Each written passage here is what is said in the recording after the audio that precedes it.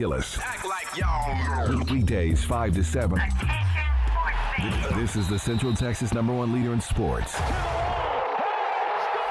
Centex Sports Network. That's right, sports fans. We can talk about sports. And Infinity Sports.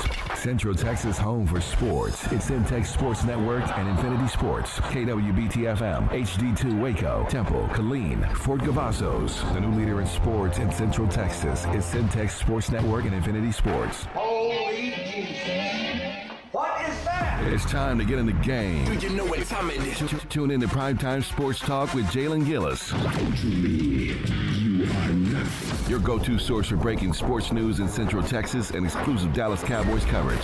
Start it up, let's go. Catch us Monday through Thursday from 5 to 7 p.m. on the Centex Sports Network and Infinity Sports.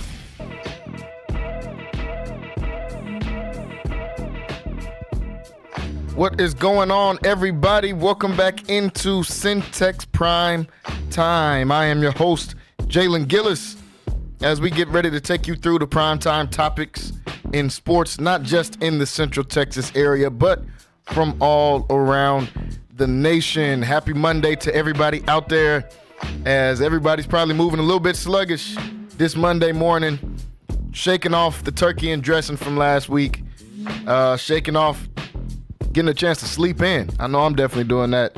Everybody got a chance to sleep in at least for a day on last week. So hope everybody enjoyed their holiday weekend, got a chance to spend time with your families and friends. Very important on Thanksgiving. And that also means we're right around the corner from Christmas. I see Christmas decorations everywhere already. I see people waste no time. I feel like, when I was a little bit younger, maybe people waited just a little bit of time before they threw the Christmas decorations up, at least a couple days. I seen a whole neighborhood full that night, probably a whole street of just decorations already up on Thanksgiving night. People not playing. They are ready for the Christmas season, and Christmas is right around the corner. One of the best times of the year. It is the holidays. Everybody gets a chance to spend time with their friends and family. Very, very important. Folks, we got a packed show today. So much to talk about from this last weekend in sports. For those of you that got a chance to tune in with us on the special edition, the Black Friday edition of the show last week, we got a chance to go through some of those Thanksgiving games on that day. But right after that, there was a full slate of games starting with that Friday morning all the way through the weekend. We got to see, Colorado standing on business, blowing out Oklahoma State for their last game. Got a shout out to them Baylor Bears, man, the hometown team here in Waco. Blew out Kansas. Kansas was on a win streak. They beat all the top teams in the Big 12, came in here to Baylor, and got stumped out, honestly, right in front of the home crowd at Baylor. We got to see rivalry weekend in football. Obviously, Texas versus Texas A&M. We'll talk about that a little bit later. We had Michigan, Ohio State. They had about a 10-minute fight after the game. We'll talk about that a little bit later. We got a full show to talk about. And in the midst of all of that, NBA season still going on. NFL season still going on.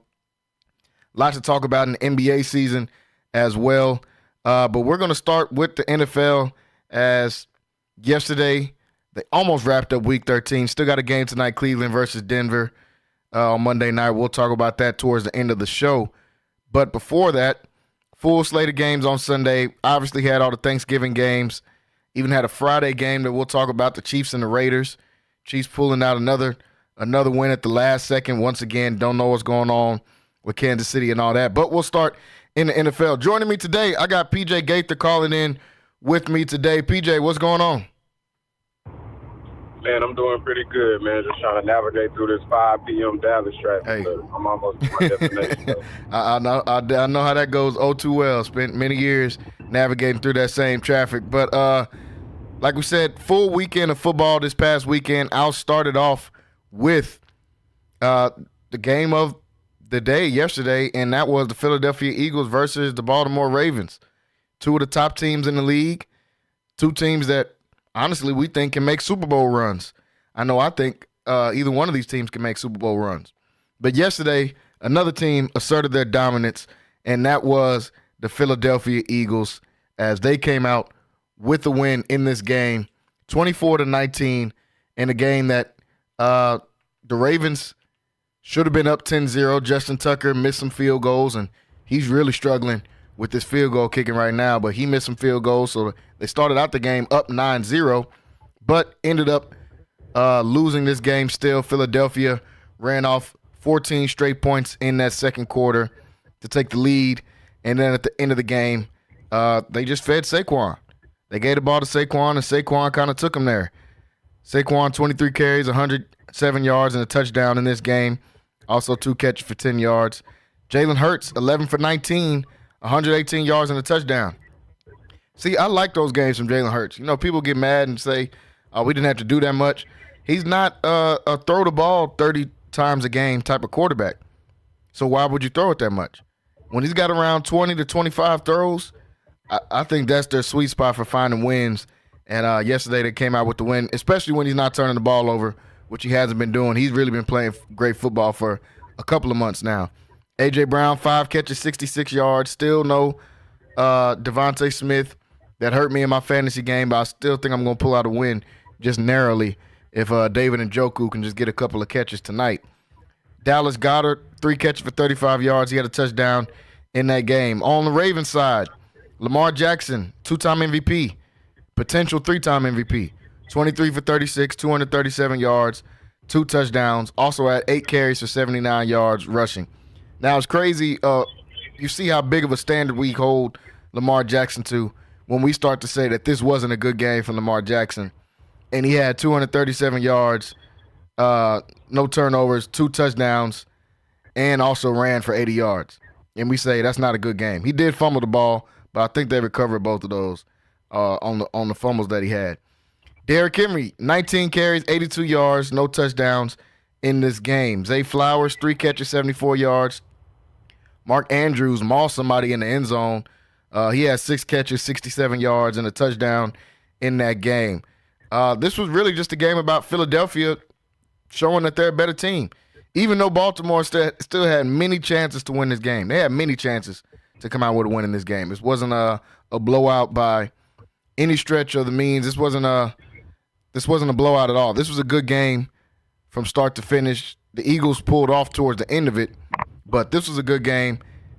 Like I said, Justin Tucker missed, I think, 3 kicks in this game. He's starting to fall off a little bit. He's had 10 misses this year, and he is the most accurate kicker in NFL history. What I came out not surprised by, but I guess it was fun to watch, was this Eagles defense. This Eagles defense got 3 sacks in this game. This Eagles defense had Zach Bond, who's been playing great football, one of the league leaders in tackles at inside linebacker. He had 13 tackles in this game.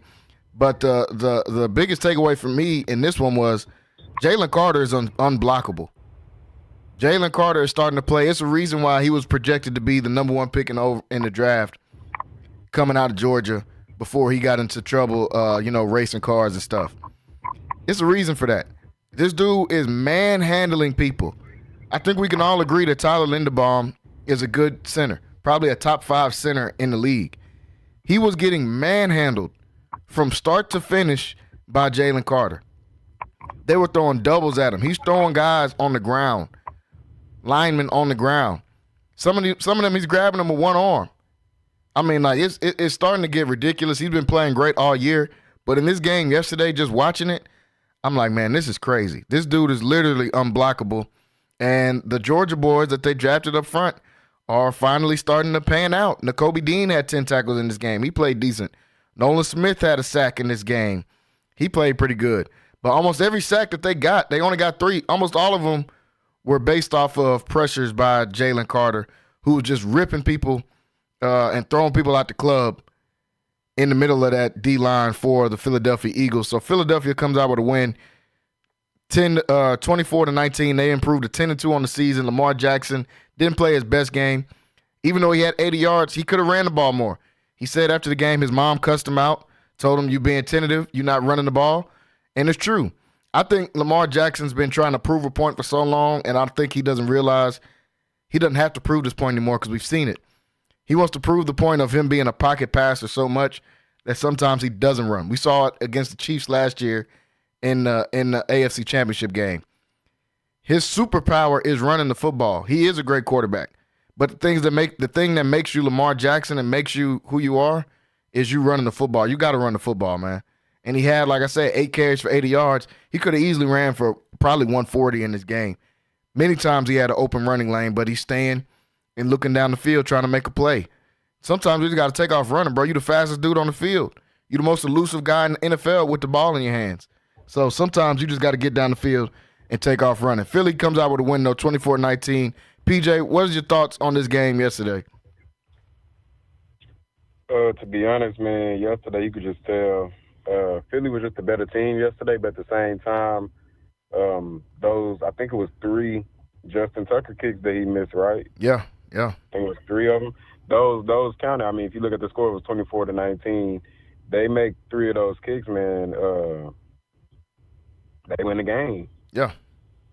You know what I mean? So I don't like to just, put it all on one person, but whenever the game is this close, whenever the game's played that close, there's different factors that go into it too.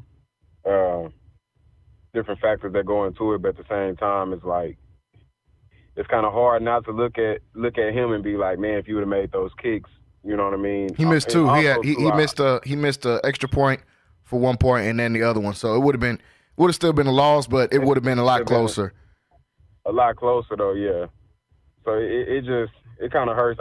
Me personally, man, I'm looking at the offensive coordinator, and I really don't like how he runs this offense. I don't feel like that he's running the offense to their fullest capability, and this is what's really holding them back.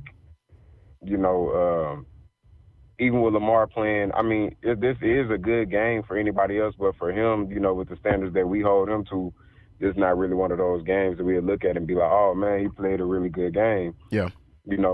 But you gotta, this is a win that you gotta come out with. To me, man, the defense is the Achilles for this team right now. They're not built like how they usually are. And we all know that the Ravens, that's what they built around is defense. Ever since they became a team. Yeah. We've always been, known them to have a really good defense, and this defense is really what's going to hold them back, man. It don't matter how many points, how many yards that Derek rushed for, or how many yards that Lamar throw or run for.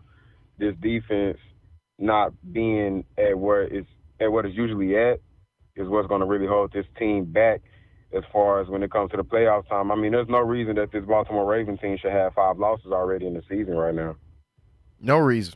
So I really I'm hating it right now, man, because like I said, this is a team that I love to support as well, and I'm watching a team, to me, not really reach their full, capabilities, and I'm really trying to see if they're going to catch a wave, down the way in the season, to see if they're going to get hot at some point, because there's not that many games left right now. And so, it's like 5 games left right now. So yeah, they gotta get hot at some point going into. They started out bad. I would say. It wasn't December 1st, but still. Or was it? Yeah. No. Yesterday. Yeah. Yesterday, December 1st. Yeah. So you already started December bad. You know what I mean? But I pray and hope that they go on a win streak. For the rest of December, going into January, because this is where it's going to really matter. Definitely going into the playoffs, and you should forget about trying to win your division and all of that, man. Not to say that they don't have a chance to still win it, but don't worry about all that. Worry about getting hot. Worry about getting, everybody becoming, as one on the team right now, and just really start clicking at a time that you really need to click. Yeah, you have to. This is December football, like you said. This is the time that all playoff teams need to get hot. Nobody goes into the playoffs and goes on a run after losing the whole December. No, that just doesn't happen in this league. This is the time you're supposed to be rounding into form. And I got to give their defense some credit, because even though they gave up 24 points, this might be the best game their defense has played all year, because their defense has been playing terrible. And to your point about Todd Monken, very questionable calls at time, but I will give him credit because I was critical of him at the beginning of the year. This has been the number 1 offense in the league all year, And on a lot of fronts, they've been a top offense in NFL history as far as the yardage they've been putting up. But in these big games, I just don't like the play calling. I'm not a fan of the play calling. I don't like some of the things they go to. I understand Derrick Henry had 19 carries. Give him 25. He had 3 catches for 29 yards. Give him another 3 targets. Like, you got to use the guys that Jay Johnson. I don't know if he's hurt. I don't know if he's just not getting the football. I have no idea what's going on. Y'all traded for a dude that we know can be productive in this league, and especially in the AFC North. He was productive in the AFC North for years on the Steelers. Why is he not getting the football, or why is he not playing? I don't know what's going on with that. I have to do more research about that one. But all in all, Philly, like you said, they just proved they're a better team. Philly's a better team than them. Philly is clicking. Philly can beat any team in the NFL, and honestly, Philly has enough to go and win the Super Bowl this year. That's something I didn't think I would say at the beginning of the year, but the way that they're playing, they can beat anybody, and that includes Detroit, and that includes Kansas City. This team can beat anybody in the NFL, and they're probably the scariest team going into December and into this playoff run that all these teams are about to go on to. This is definitely one of the scarier teams in the entire NFL. Like I said, when you got somebody like Jalen Carter that is just completely unblockable, and now their DBs are finally playing better, a lot of that has to do with their front seven playing better. But the DBs are playing better back there. Quinyon Mitchell, we already know how I feel about him. Said it multiple times on the show. He should be the defensive rookie of the year with how he's been playing. He's taken on the challenge of guarding number ones already. He's a rookie.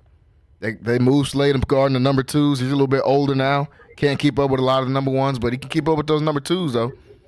CJ Gonsi Chardner, CJ, what's the name? Gardner in the background. Yeah, Gardner Johnson. Yeah, he's playing good for them in the back end. Reed Blankenship playing good. And then shout out to the dude from Iowa, man. Cooper DeJean been playing good football. I like the way that they use him on defense, putting him in that nickel spot, kind of safety spot. He's been playing some really good football. He's thriving in this spot too. Man, he is. It was like a match made in heaven putting him there. So they got 2 rookies that are playing outstanding football right now for the Eagles. So they're 24-19 win, like we said yesterday, for the Philadelphia Eagles. Another game that was a good game on this slate yesterday, or supposed to be a good game, ended up kind of being a blowout. There was really a lot of good games, so we'll try to get through some of these games so we can get to some of the other ones. This one was supposed to be a good game, and that was on Sunday Night Football. 49ers and Buffalo Bills. The Bills in the snow game completely blow out San Francisco. Not a shocker. I think me and PJ, we both picked Buffalo on Friday when we did the show last week.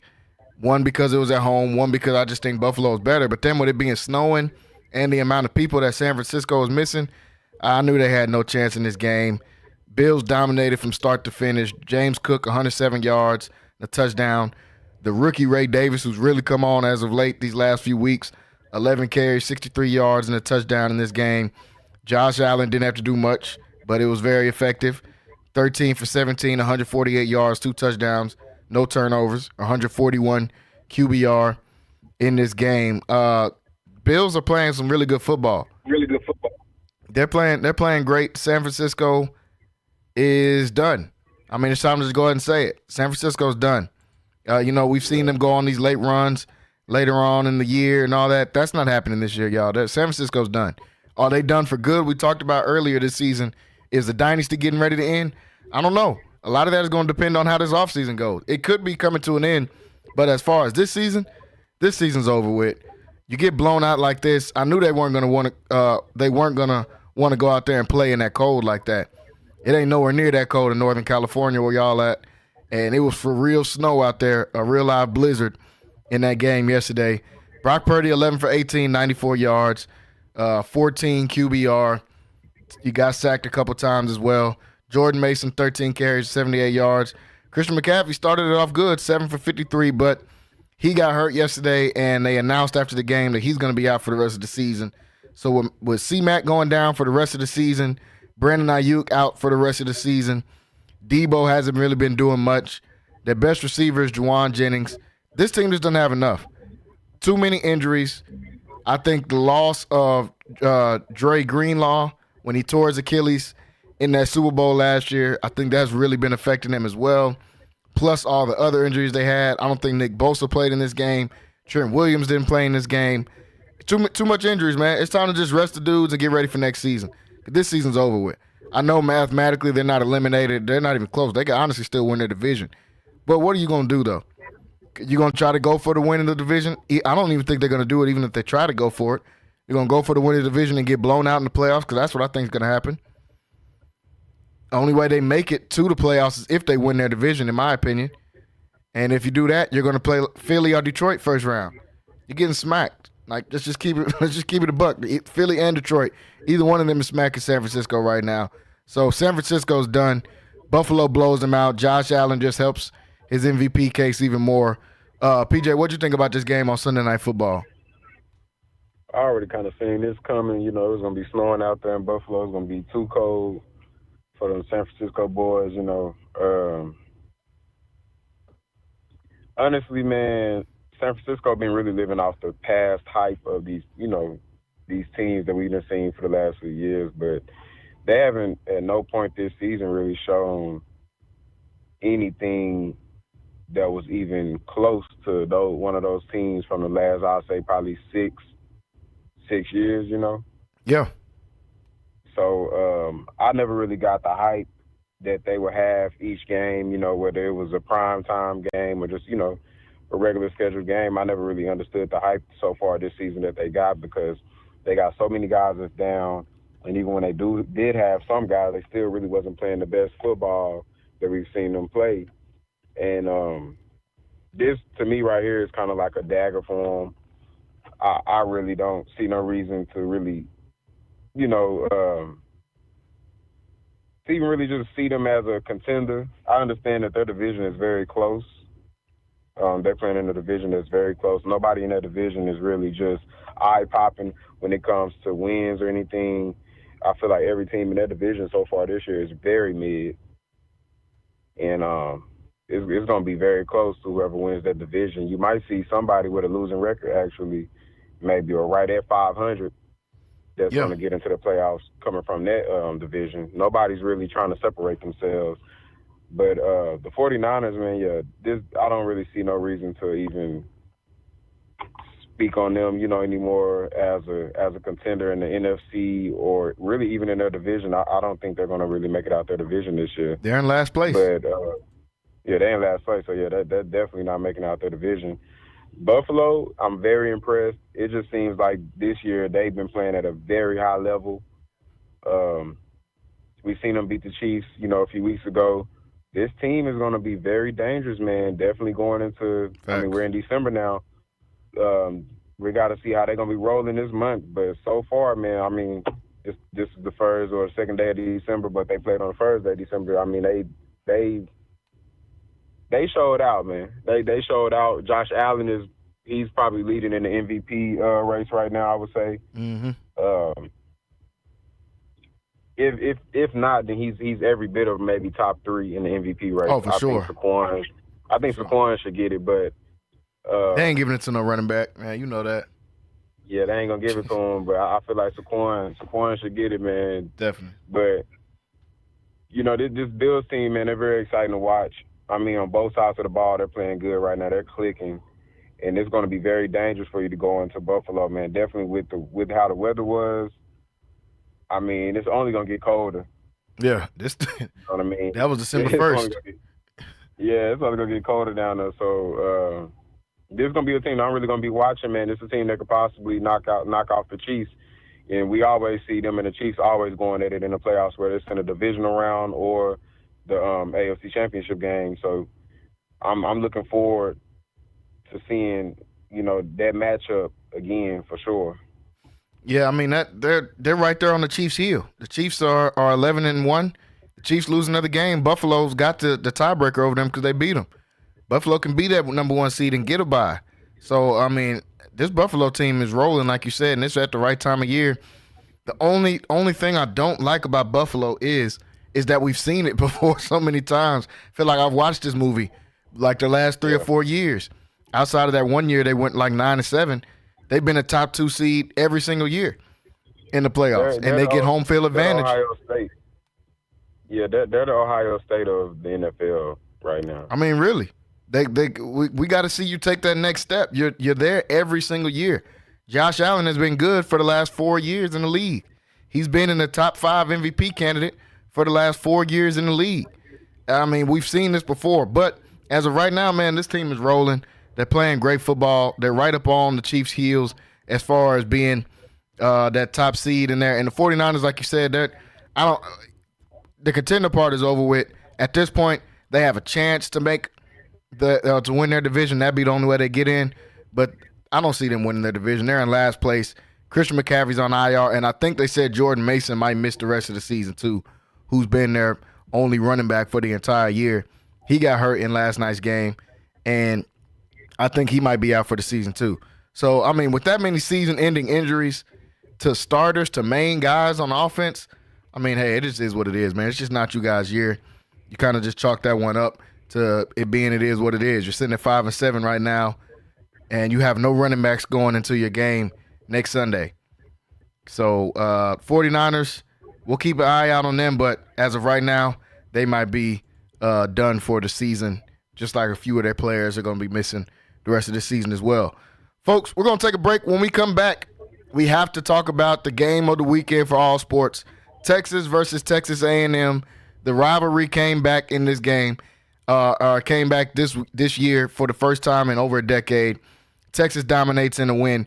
Got to talk about that. We got to talk about these matchups for the conference championships that are set now for college football. So we got a lot to talk about. Stay tuned. Stay locked in right here on Centex Primetime. We'll be right back after this. Central Texas home for sports. It's Centex Sports Network and Infinity Sports.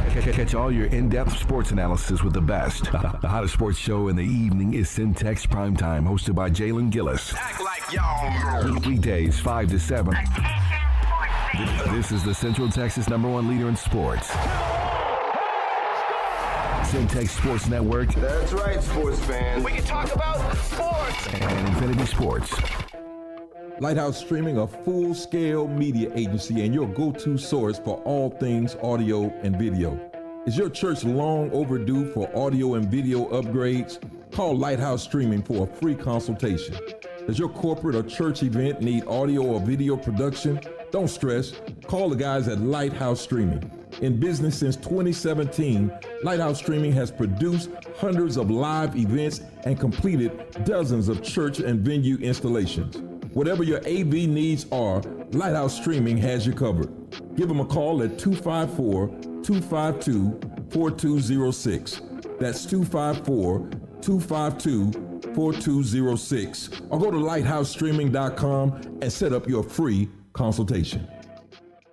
Are you looking for something new and unforgettable in Waco? Come to the Blazing Asian, where authentic Cambodian flavors meet creative culinary flair. Voted People's Choice as Waco's #1 Asian restaurant since 2019 by both the Wacoan Magazine and the Waco Tribune Herald. Located inside the popular Union Hall on 8th and Franklin, we're serving up family recipes with a twist. Blazing Asian egg rolls are rolled fresh daily, and their sauces or marinades are made in-house with love. Stop by today. Located inside the popular Union Hall on 8th and Franklin. And for Baylor students, enjoy 10% off with your student ID. NSJ Event Co., one of the premier event designers in Central Texas and a Centex Sports Network supporter. Voted Waco Awards Event Planner of the Year 2021, NSJ Event Co. is your go-to source for event planning. Whether it's your next baby shower, birthday bash, wedding, or retirement party, NSJ Event Co. will bring out the elegance, class, and style your event deserves. Call NSJ Event Co. at the number on the screen or scan the QR code to schedule a free consultation. NSJ Event Co., where the party lady takes care of all your event needs. Central Texas home for sports. It's Centex Sports Network and Infinity Sports. KWBT-FM, HD2 Waco, Temple, Killeen, Fort Cavazos. The new leader in sports in Central Texas is Centex Sports Network and Infinity Sports. This is live from the Centex Sports Network and Infinity Sports Studios. That's right, sports fans. About to show these boys how we do it. You ready? Tune in to Primetime Sports Talk with Jalen Gillis, your go-to source for breaking sports news in Central Texas and exclusive Dallas Cowboys coverage on the Centex Sports Network and Infinity Sports. What's going on, everybody? Welcome back into Centex Primetime. Here today, I am your host, Jalen Gillis. As always, make sure you guys going over to YouTube, hitting that subscribe button. The Centex Sports Network / Centex Sports TV over on YouTube. You can check us out there. Hit that subscribe button. Also, click the bell so you can get notified every time that we go live here, 5 to 7 p.m. weekdays. If you want to be able to listen to this content on Infinity Sports Radio Central Texas, download the app Centex Sports 1 on your mobile device so you can be able to listen to this content 5 to 7 p.m. weekdays right here on Infinity Sports Radio Central Texas.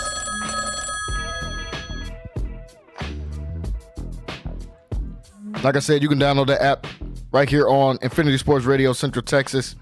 Centex Sports 1 is the app. So, folks, there in the first part of the hour, we got a chance to talk about some of those games from yesterday. Like the Buffalo Bills coming out with the win on Sunday Night Football. Like the Philadelphia Eagles showing they're one of the best teams in the league. I'll do my NFL top 5 this week. Like always, we'll do that on Wednesday. Last week on Wednesday, Wayne had Philadelphia as his number 1 team in the NFL. I had Philly at number 3. That list might have to shake up a little bit, man. Philadelphia looking like one of the best teams in the NFL. So now we have to talk about some of what happened in this college football weekend. It was rivalry week in college football, so we got to see a lot of rival games. We got to see Georgia and Georgia Tech going to 8 overtimes. 8 overtimes is just ridiculous. I feel like they got to find something better to do than that. I don't know, but 8 overtimes is crazy. They went to 8 overtimes in that game. Georgia narrowly came out with a victory in that one. We saw South Carolina coming out with the win against Clemson narrowly. Saw a lot of good games, a lot of good rivalry games. Shout out to Baylor, like I said earlier, beat down Kansas here at home to end the season off. Baylor did a great job of ending this season, man. They were very shaky at the beginning of the season, very shaky, and they turned it all the way around. They ran off their last 5 or 6 games in a row to end with an 8-4 record, which is a really good record. If you told me at the beginning of the season we were going to end 8-4, hey, I'd have took that in a heartbeat. And so now that they ran off that many games and they finished 8-4, they're looking good going into next season. They're going to get a decent bowl game. I like what I'm seeing from Baylor. I like what they're doing in that program. And shout out Colorado as well. Ended it off with a great season. If you would have told me they're going 9-3 this season, I would have took it because everybody wasn't convinced at the beginning of the year after losing to a team like Nebraska. They end their season off beating Oklahoma State 52-0 at home. I don't know what's going to go on with Oklahoma State. Mike Gundy, I don't know if they're going to fire him. One of the longest 10-year coaches in college football. I don't know what they're going to do there.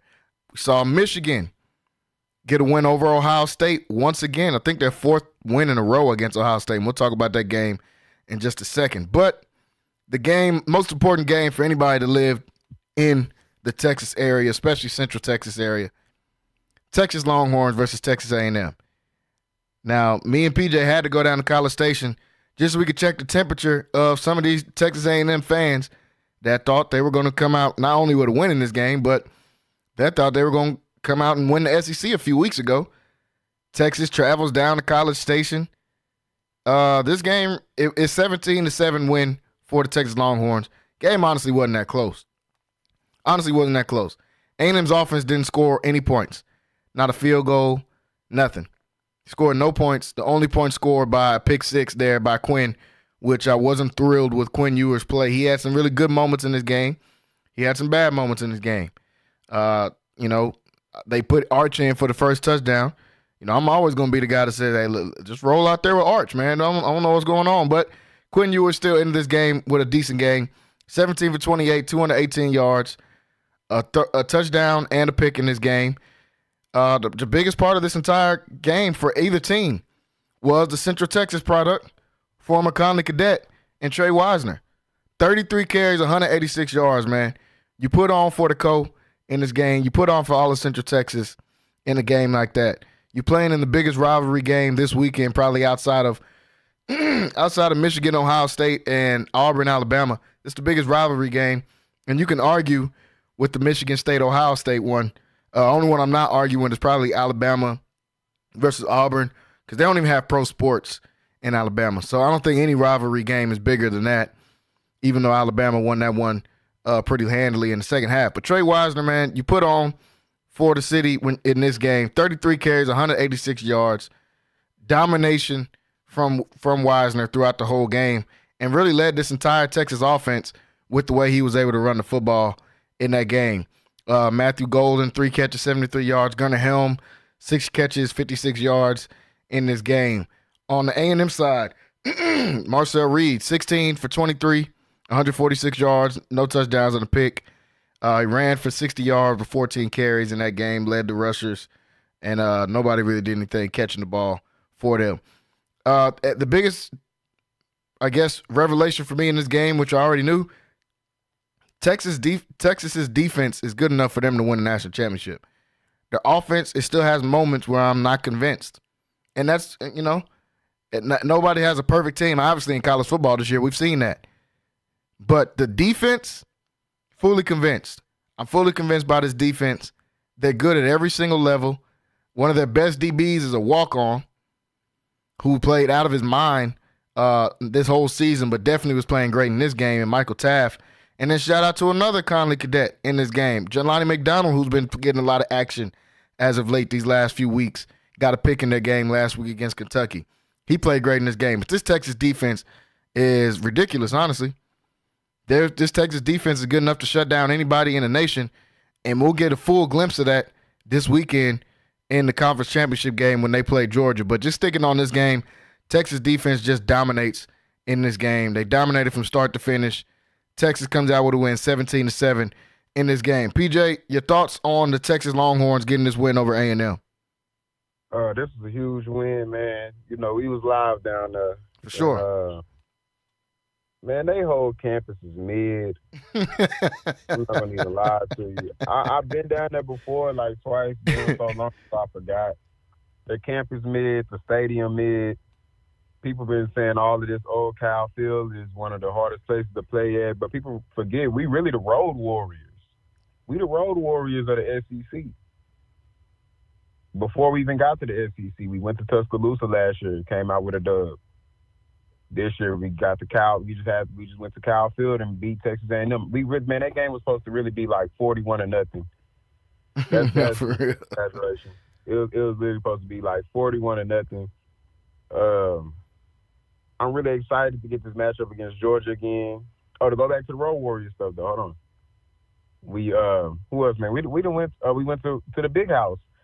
To me, there's no better place to play at than the Big House, man. For sure. To me, Tuscaloosa is a harder place to play at than the Cal Field. I just never really seen our team really be just affected by the crowd at no point in the game at all. I don't know if that's because they just really put their foot on their neck from the jump or if the stadium just really wasn't affecting them.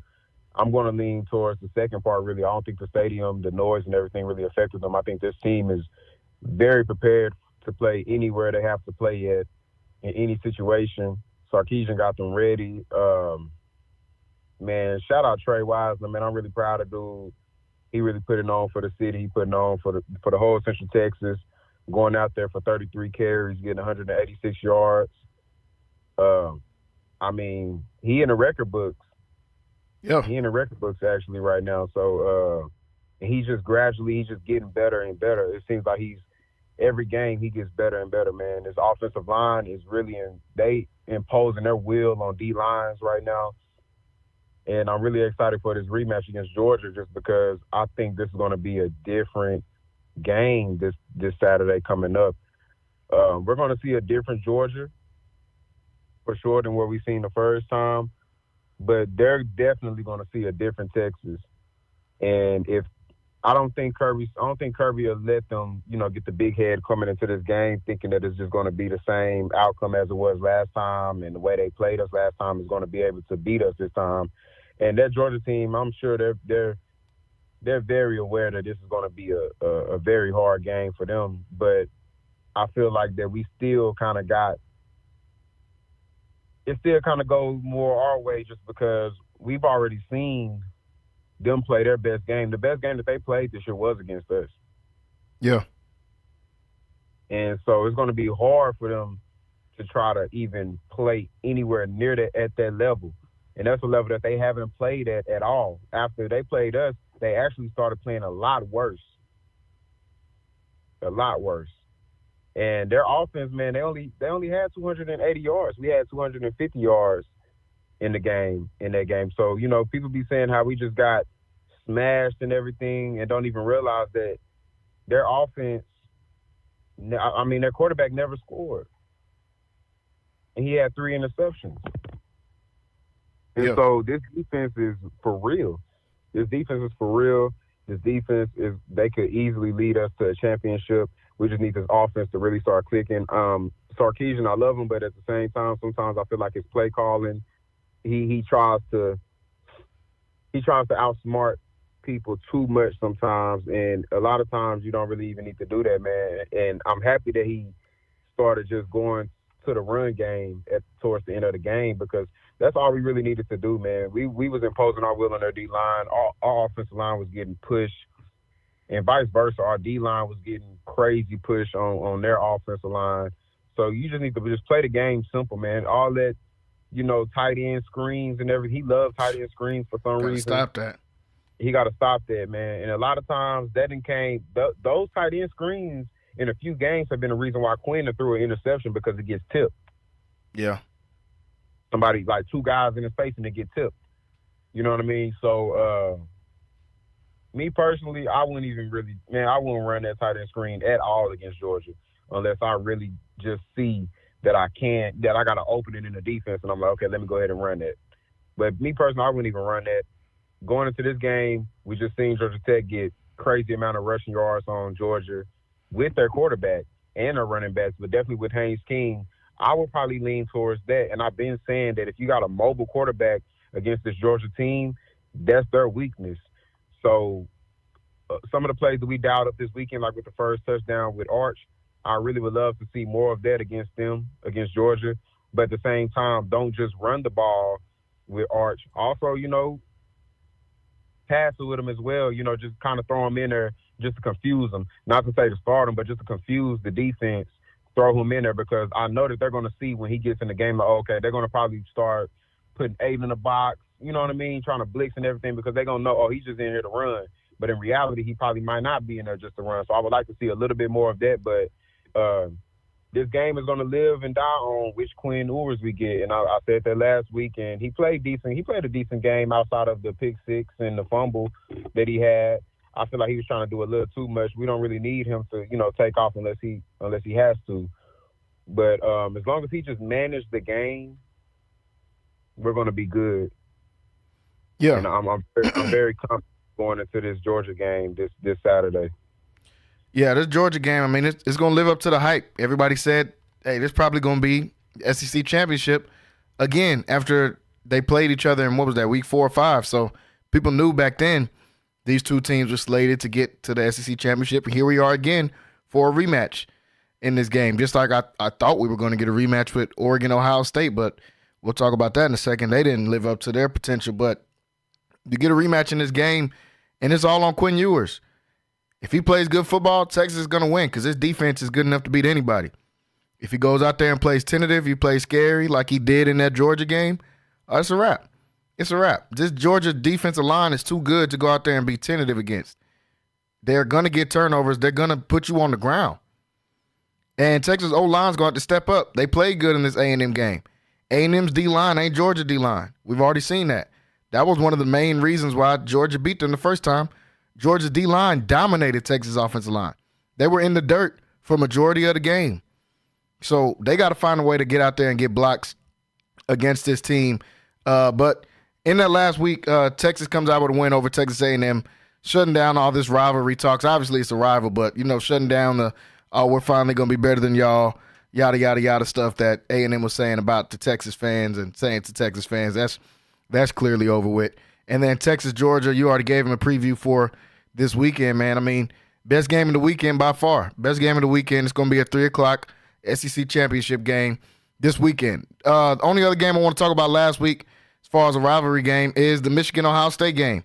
Ohio State loses again. Ryan Day loses again to Michigan. I mean, this is most people wouldn't get fired going 10-2 every other year.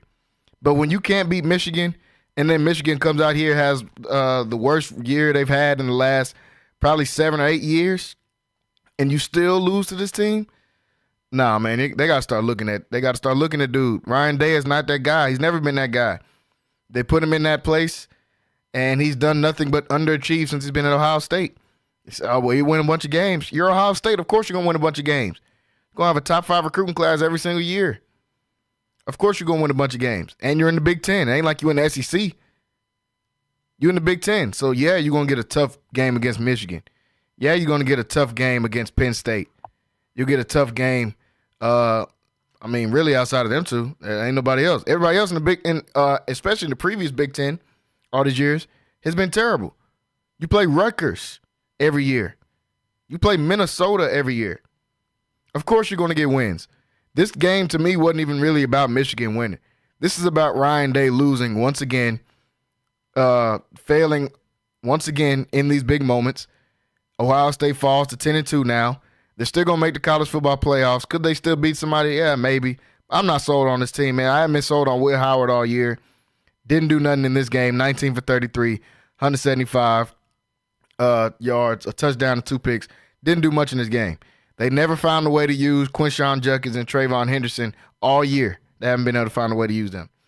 All year they haven't been able to find a way. They got probably close to the best 3 receiver trio in the league. If it ain't number 1, it's top 3 for sure with Carnell Tate, Mbuka, and Jeremiah Smith. They're right up there for one of the best receiving trios in the league, if not the best. You haven't found a way to use all 3 of them consistently in this game. You lose to Michigan, who's got some of the worst quarterback play in the nation. You lost to a team that quarterback went 9 for 16, 62 yards, and 2 picks in that game, and you lost.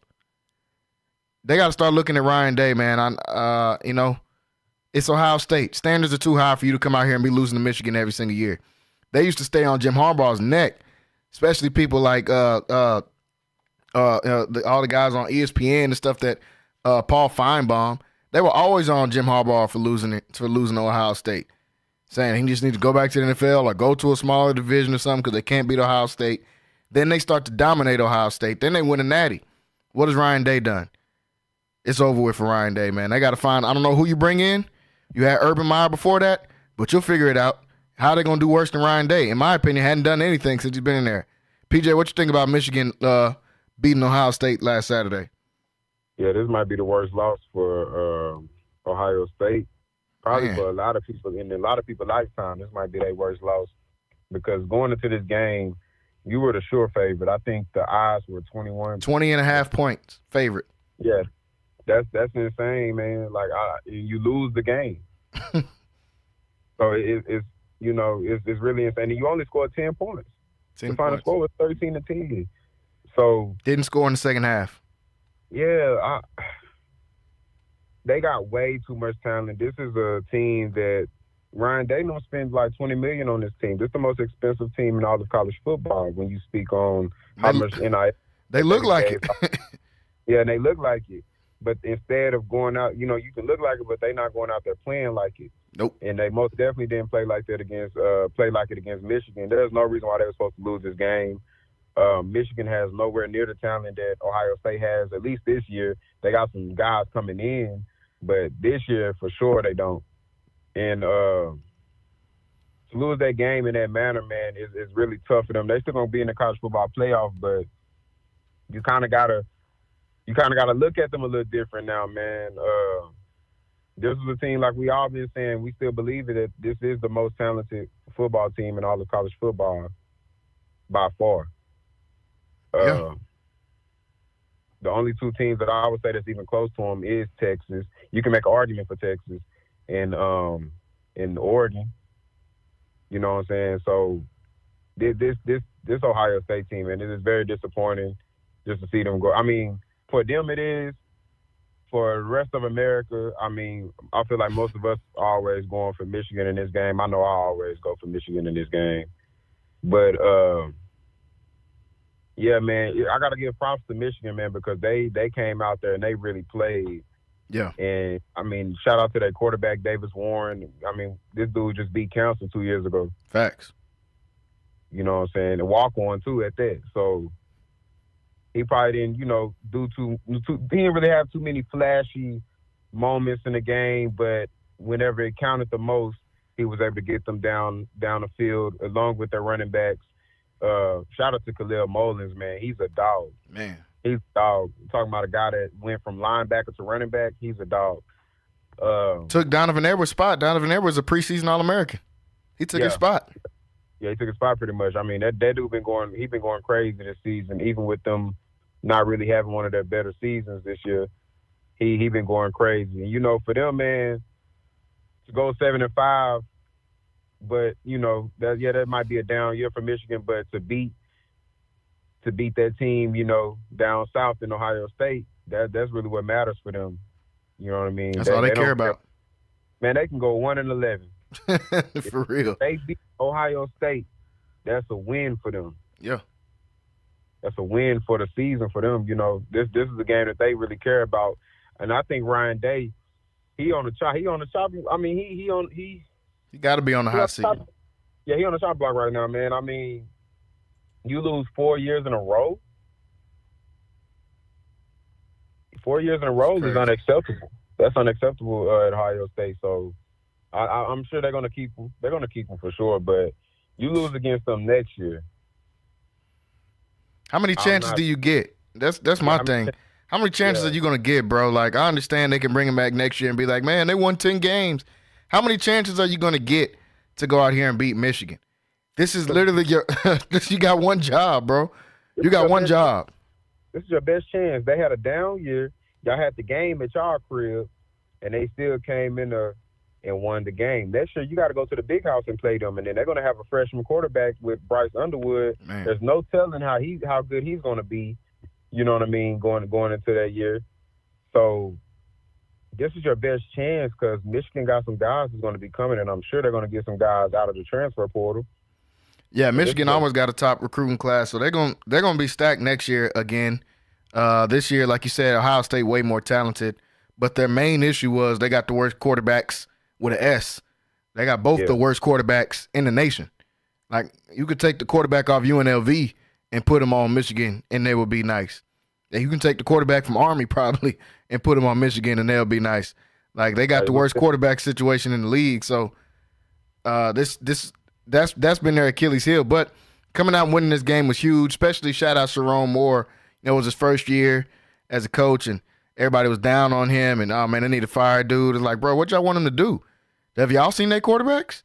Like, what did y'all want him to do? Their quarterback play is horrible. They always got some talent at other positions. We've seen they got multiple running backs, and they'll be back again next year as far as having another good squad out there. But for Ohio State, I don't know, man. I think it's time to move on from Ryan Day. He's had too many chances, too many bites at the apple for him to not be able to get it done. And losing once again to Michigan like they've done for the last 4 years. Then you get manhandled and tossed around in the fight, man. They the one started the fight. I seen dudes getting tossed out the club. I'm like, hey, y'all started the fight. You have the advantage. Like, what's going on? Y'all the ones that wanted to fight. You lost the fight and the game. I'm not even saying who won or lost the fight. Y'all can go on there and determine that. I'm just saying some of the stuff I've seen, because really football fights ain't nothing because everybody got on pads and helmets. So the football fights really don't even make sense. But for the people I did see, they was getting tossed around out there. Secondly, I seen when they panned the camera back to Ohio State, two things. One of them, I seen a bunch of dudes going back and getting their helmets. Like, what y'all going back and getting their helmets for? I'm talking about they strapping them up like the game finna start. I seen dudes putting their chin straps back on. Game been over for 15 minutes. They putting their helmet back on. They not trying to get hit because somebody was out there getting hit. A couple, they end up having to pepper spray people.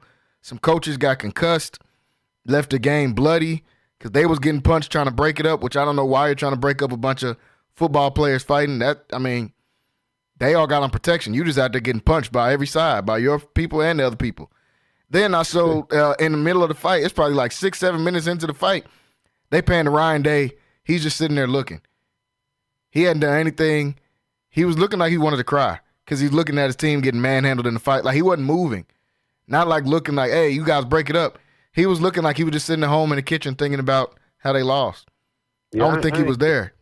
I didn't get that part when he was just standing there. Like, I was like, what are you doing, man? What's going on? Like, you could at least pretend to be like, hey, get back. Obviously, you ain't got to get in the middle. of it because you're going to get socked out. But you could at least pretend like, hey, get back or something. He just sitting there just staring into the wind like it's the end of Lion King or something. You looking over the little Pride Rock thing. He just staring. I'm like, bro, what are you doing? But, hey, maybe he figured, okay, we done lost the fight too. I'm about to get up out of here. I'm finna be coaching at Tulane next year. So they finna fire me because I don't know what's going on. But this weekend in college football, huge weekend. It is a conference championship weekend. We got Oregon versus Penn State for the Big Ten championship since Ohio State blew it. We got Clemson versus SMU. Shout out to SMU boys. They probably who I'm going to be rooting for the most outside of Texas in this college football playoffs because I just want Texas teams to win. But SMU finally getting the recognition they deserve. I think they're going to come out here and beat Clemson, who has a quarterback from Texas on their team, and Cade Klubnik. Shout out to Kevin Jennings, the quarterback for SMU, man. Nobody wanted to give him offers like that. He didn't have a bunch of D1 offers coming out, even though he won back-to-back state titles with South Oak Cliff, and they haven't done that in years, a long time. They hadn't even won a state championship in a long time. But then he goes out there and goes back-to-back, still didn't get a bunch of offers, stays home, goes to SMU.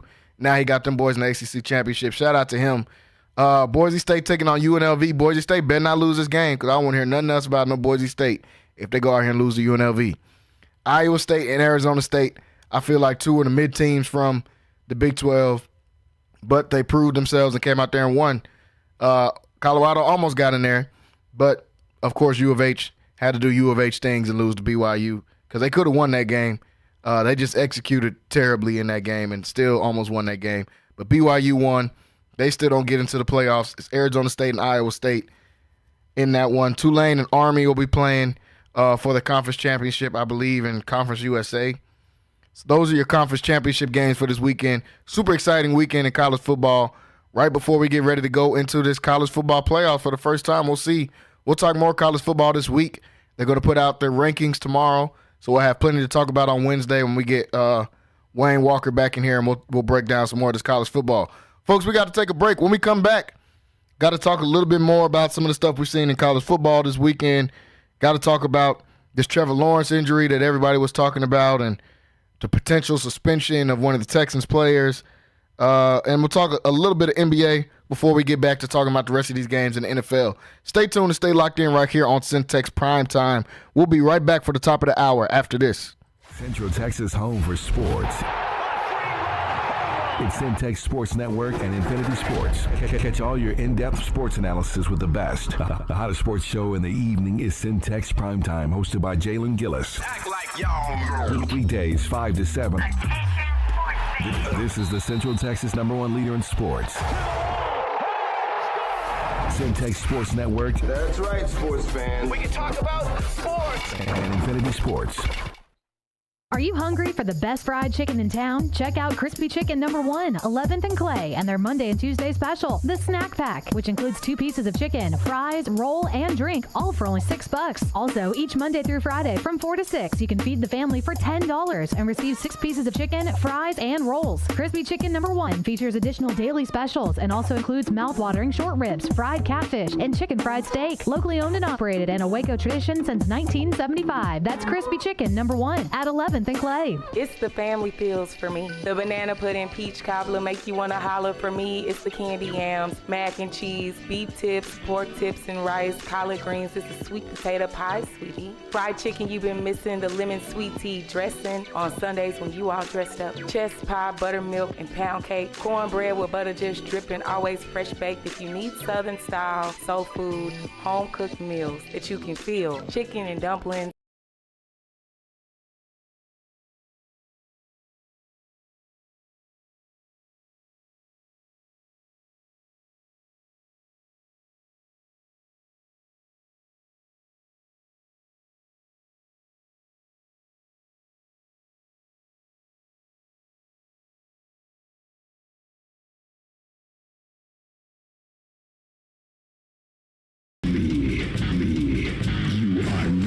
Your go-to source for breaking sports news in Central Texas and exclusive Dallas Cowboys coverage.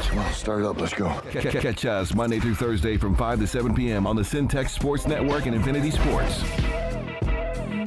What is going on, everybody? Welcome back into Centex Prime Time, hour number 2 here on the show today.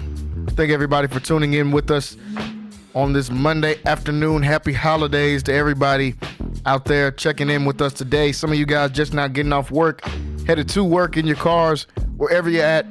Thank you as always for tuning in with us. You can watch this content 5 to 7 p.m. weekdays right over on YouTube, Centex Sports Network and Centex Sports TV on YouTube. Or you can download the app on your mobile device so you can listen on Affinity and Sports Radio Central Texas. Weekdays right here, 5 to 7 p.m. Just got done wrapping up hour number 1. We talked some college football. Talked about Michigan and Ohio State. Talked about Texas and Texas A&M. All the rivals that got a chance to play each other this last weekend. Lots and lots of good games from this past weekend in college football. Also lots of good games in the NFL this weekend. We'll talk some more about some of these NFL games in just a little bit here in hour number 2. Still joining me here, I got PJ Gaither calling in and checking in with us here today. Just got done talking about that Texas and Texas A&M game that we got a chance to go to.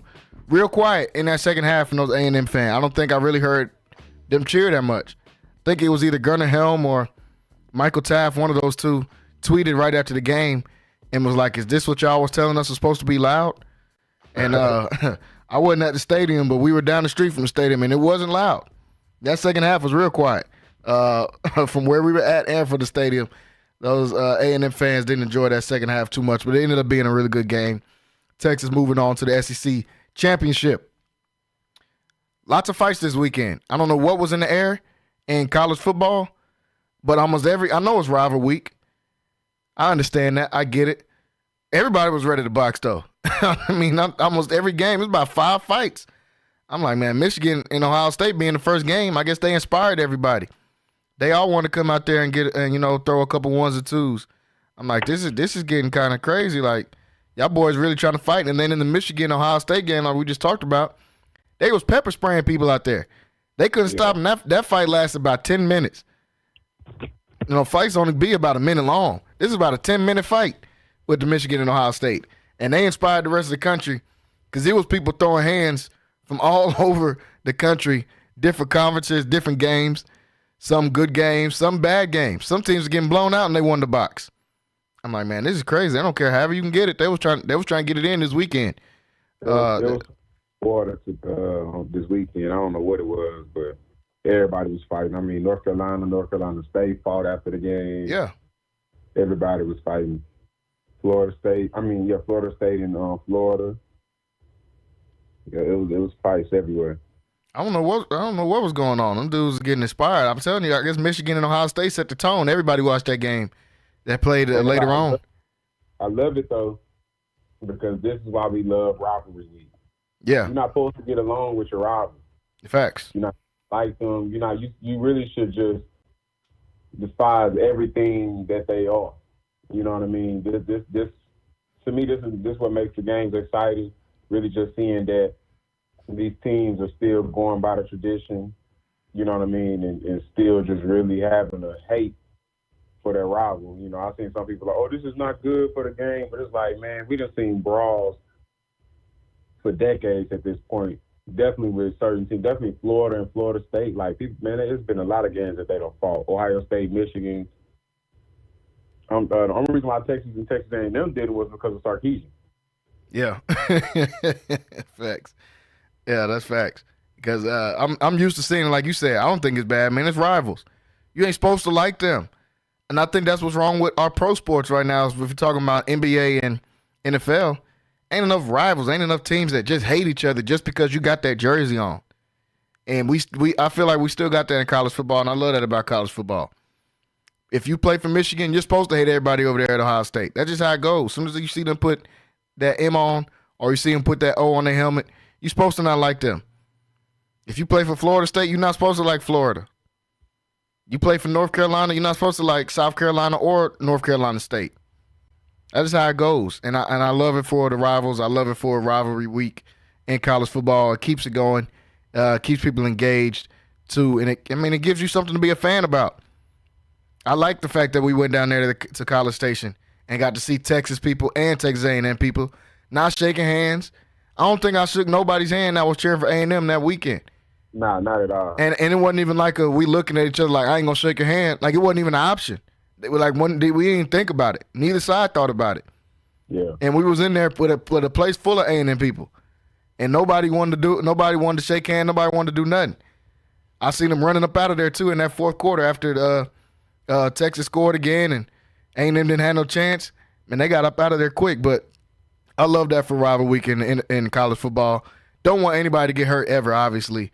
But, ain't nobody ever, a little punch here and there ain't hurt nobody. These are football players. You're supposed to be tough anyway. A little punch here and there ain't hurt nobody, man. Throw a couple punches. Take a couple punches. You'll be all right. You play football. You knock each other's heads loose every day for a living. Or you're trying to for a living. So I think they'll be okay with that, and I'm with you. I'm not thinking that's bad for the sport or anything like that. Going to the NFL a little bit before we talk a little bit of NBA. Trevor Lawrence injured in the game yesterday as they played the Texans. Texans came out with a win in that game, 23-20. Jacksonville ended up coming back in that one. But in that first half, Trevor Lawrence gets hit by Azeez Al-Shahir, who's been playing great for my Texans all year long. He's probably going to get suspended for this hit. He hits Trevor Lawrence. We see Trevor Lawrence go into the fencing position. His arms kind of locked up, his legs locked up, kind of similar to what happened to Tua a couple of times. We saw him go into that position after the big hit from Al-Shahir in that game. Then a brawl kind of broke out, both sides kind of fighting a little bit. And I get it. You're supposed to go in there and protect your quarterback, man. I ain't think nothing of it. That's what you're supposed to try to do after he puts a hit on the quarterback like that. So just a couple of things. One, obviously we hope Trevor Lawrence is okay. That's first. Definitely hope he's okay. Never like seeing anybody getting hit like that and getting, especially with their body, reacting the way that it did after taking that type of hit. Mm-hmm. But for the people that are saying this is a dirty play, man, this dude should get suspended 4 or 5 games. They should take him out of. Okay, let's hold on. For one, it's football. There's always a chance you can get hurt any play in football. That's what they do. This is football. Second, this was nowhere near a dirty play. Matter of fact, this is the problem from you coaches, from Little League on up, that keep teaching your quarterbacks to slide in the middle of the field when somebody's running after them. The sliding was supposed to be to protect the QB when they're in open field. You can't slide. And then Trevor Lawrence tried to be slick. He tried to slide for a first down. He waited right till he got to the first down, which I get it. You're supposed to try to go for a first down. But then you're going to slide like, oh, well, don't nobody touch him. He's sliding. It's somebody jumping at you, and you decide to slide. That's just not smart. That's not smart at all. It's actually terrible coaching, and we see it more and more week in and week out. Maybe not in the NFL, but in high school, in college, dudes getting hurt like this. When you slide, you have zero protection over yourself. Matter of fact, you're making it worse because you're putting your head that close to the ground, like we saw with Trevor Lawrence. And once he got hit in the head, now he's getting his head knocked up off the ground, making a traumatic type of injury. It's not smart to slide when people are trying to tackle you. Sliding is supposed to be for going down in an open field when nobody's around you. We've seen Caleb Williams do it multiple times this year. I think he does a pretty good job at it. He slides before people start getting too close to him, like, hey, y'all, I'm going down. But you're not supposed to go for a first down and then when somebody's about to tackle you, slide. That's not smart at all. Like I said, shout out to Trevor Lawrence. We definitely hope he's okay. We don't want anybody to get hurt. But to say this is a dirty play and this dude needs to get suspended for multiple games, like, come on. What y'all want him to do? He's running full speed and jumps in midair. He's supposed to teleport himself and move somewhere else. They're saying he led with the forearm. Okay, maybe he didn't have to lead with the forearm, and that's why he'll get fined. But for saying it's dirty because he hit somebody that's sliding, why did you slide? Why are you trying to slide in the open field when somebody's trying to tackle you? Sliding is for when nobody's around you. Somebody's about to tackle you, you got to try to protect yourself. That don't make any sense. Then you 6'6". Yeah. You sliding is not going to be the same as Kyler Murray sliding. He could have jumped over Kyler Murray yesterday if that's Kyler Murray and he does a slide. You're 6'6". Even if he's trying to jump over you, I'm probably still going to hit you some because you're so tall when you're sliding. So, PJ, what do you think about this play yesterday? Yeah, man. I mean, dude already came out and apologized, and he said that it wasn't intentional. Like, he wasn't trying to put dude out the game or nothing. So for people saying that he should get suspended is kind of crazy. I mean, he already came and been apologetic about it, so they just need to really leave it alone. These quarterbacks don't learn. You can't play with contact. Either you gonna take the contact or you could just gonna stay away from it. So when you over here trying to slide last minute, you playing with your own health at that point. Yeah. And if you get the first down, then you might as well just dive forward. You might as well just fall forward. You got a better chance of staying healthy like that. I promise you that you're going to have a way better chance of staying healthy if you just dive for the first instead of getting to the first or about an inch away and choosing to slide. Because as you're sliding away, your head is going one way and they are coming to take your head off. So whenever you just dive in, you're going to be better to be better prepared to take that contact. You might not even get the full blunt of the contact, honestly. So they hurting themselves whenever they choosing to play with the contact and slide last minute because, I mean, you're going to get your head took off. And that's what's been happening, you know, is dudes getting their heads took off.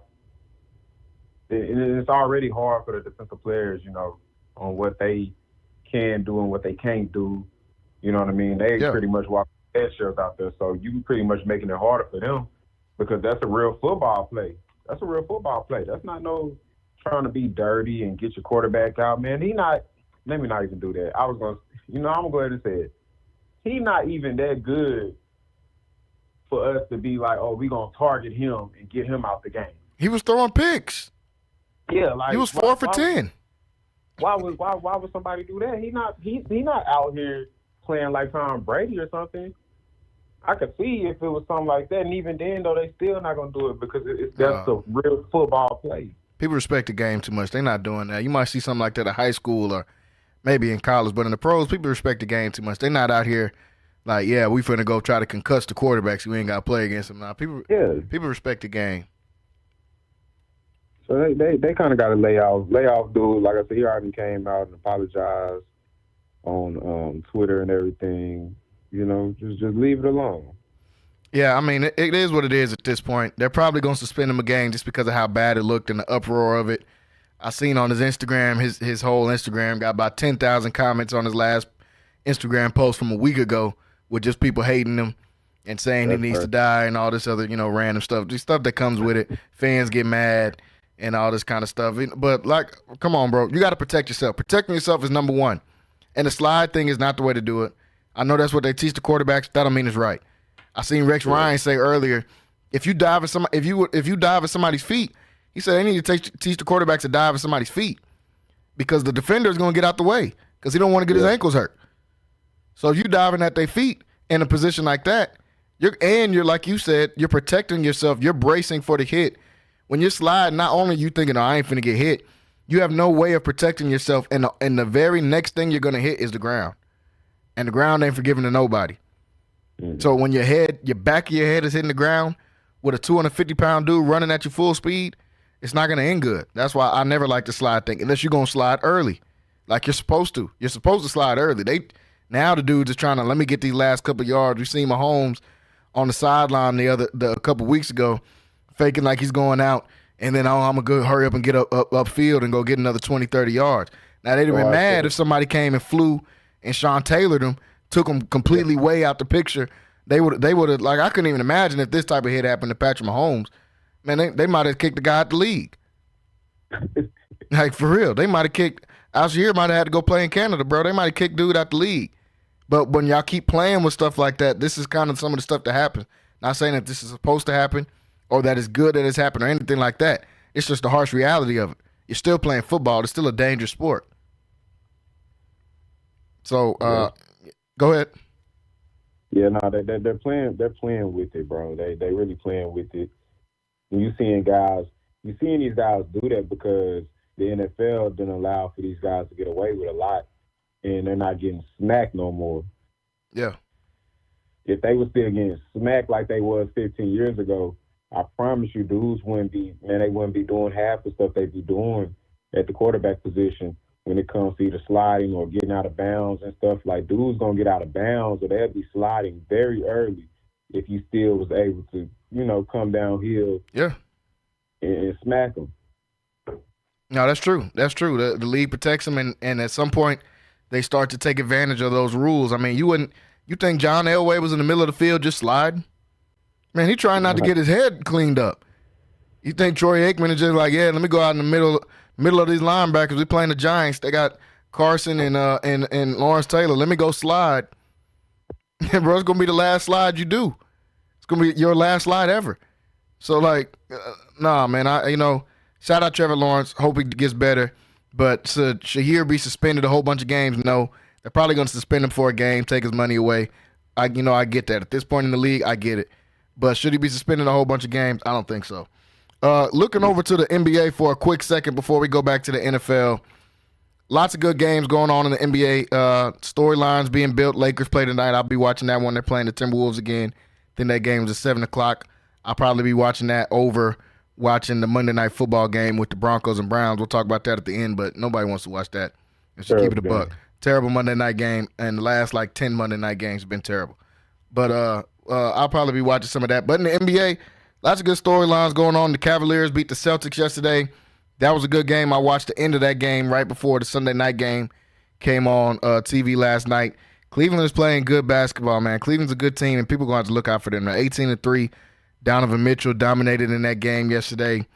People, like I said, people are going to have to look out for Cleveland. I still like Boston coming out of the East, but people are going to have to look out for them. A couple nights ago, the Clippers, I think it was last night, played against the Denver Nuggets. Denver Nuggets still a good team. Clippers are 13-9, by the way, without Kawhi Leonard. That's why I said they should have traded Kawhi a long time ago. They're 13-9 without Kawhi Leonard right now. Yesterday, they get a win over the Nuggets, all being led by James Harden. Now, I'm going to go back and pull up the clip for y'all. At some point before the season started, before they played one game, and I said James Harden is about to hibachi fry the entire league. Y'all let him go back out there and just, okay, it's my team and I get to do what I want. I don't know why everybody thought James Harden done got sorry, man. They didn't do nothing on the Clippers. He's trying to play a role. He didn't get sorry. This still James Harden. And y'all acting like y'all forgot who he is, what he could do. He was cooking when he was on Brooklyn out there when people would be hurt. He tried to play a role. He was cooking in Philly, but he had to play a backup role to Embiid. Now y'all saying, okay, James, just go back out there and do what you do. He's been cooking everybody. Last night in that game, that won against the Nuggets, 39 points, 11 assists, 9 boards. A couple of games before that against Washington, 43 points, 7 assists. Like, this is the stuff you're going to see from James Harden when you let him go out there and just hoop like he's used to doing. He's still one of the league leaders in assists in the league. This is what he's been doing all year, and the Clippers are honestly looking a lot better than most people thought. A lot of people thought the Clippers would be like in last place or something. They're right there in playoff contention without Kawhi Leonard. Shout out Norman Powell, been playing good. Shout out Big Zoo down low, been playing good. But shout out to Ty Lue, man. He's a good coach. You put a good player on a good coach, even though Harden is past his prime, he's still going to cook people. And that's exactly what he's been doing, man. PJ, what's your thoughts about James Harden and how he's been playing so far this season? Yeah, I don't understand how guys don't understand with the NBA. Everybody got a role that they got to play. So you will see some stars on the same team. I mean, we've seen it with Chris Bosh whenever he went to the Miami Heat. Yeah. He had to play a role. You know what I mean? And if he didn't play that role, then they wouldn't have won a championship that they had won. Nope.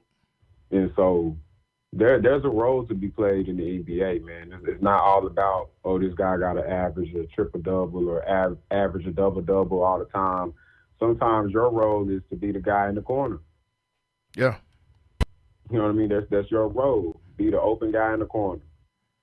You know, and that's okay, because at the end of the day, if it brings your team championships, then that's fine. But that don't mean that guy has declined as a player. James Harden hasn't shown anything to make people think that he has declined as a player, and I'm seeing that he's showing that this season so far, definitely with Kawhi being out. I mean, you got guys on the bench.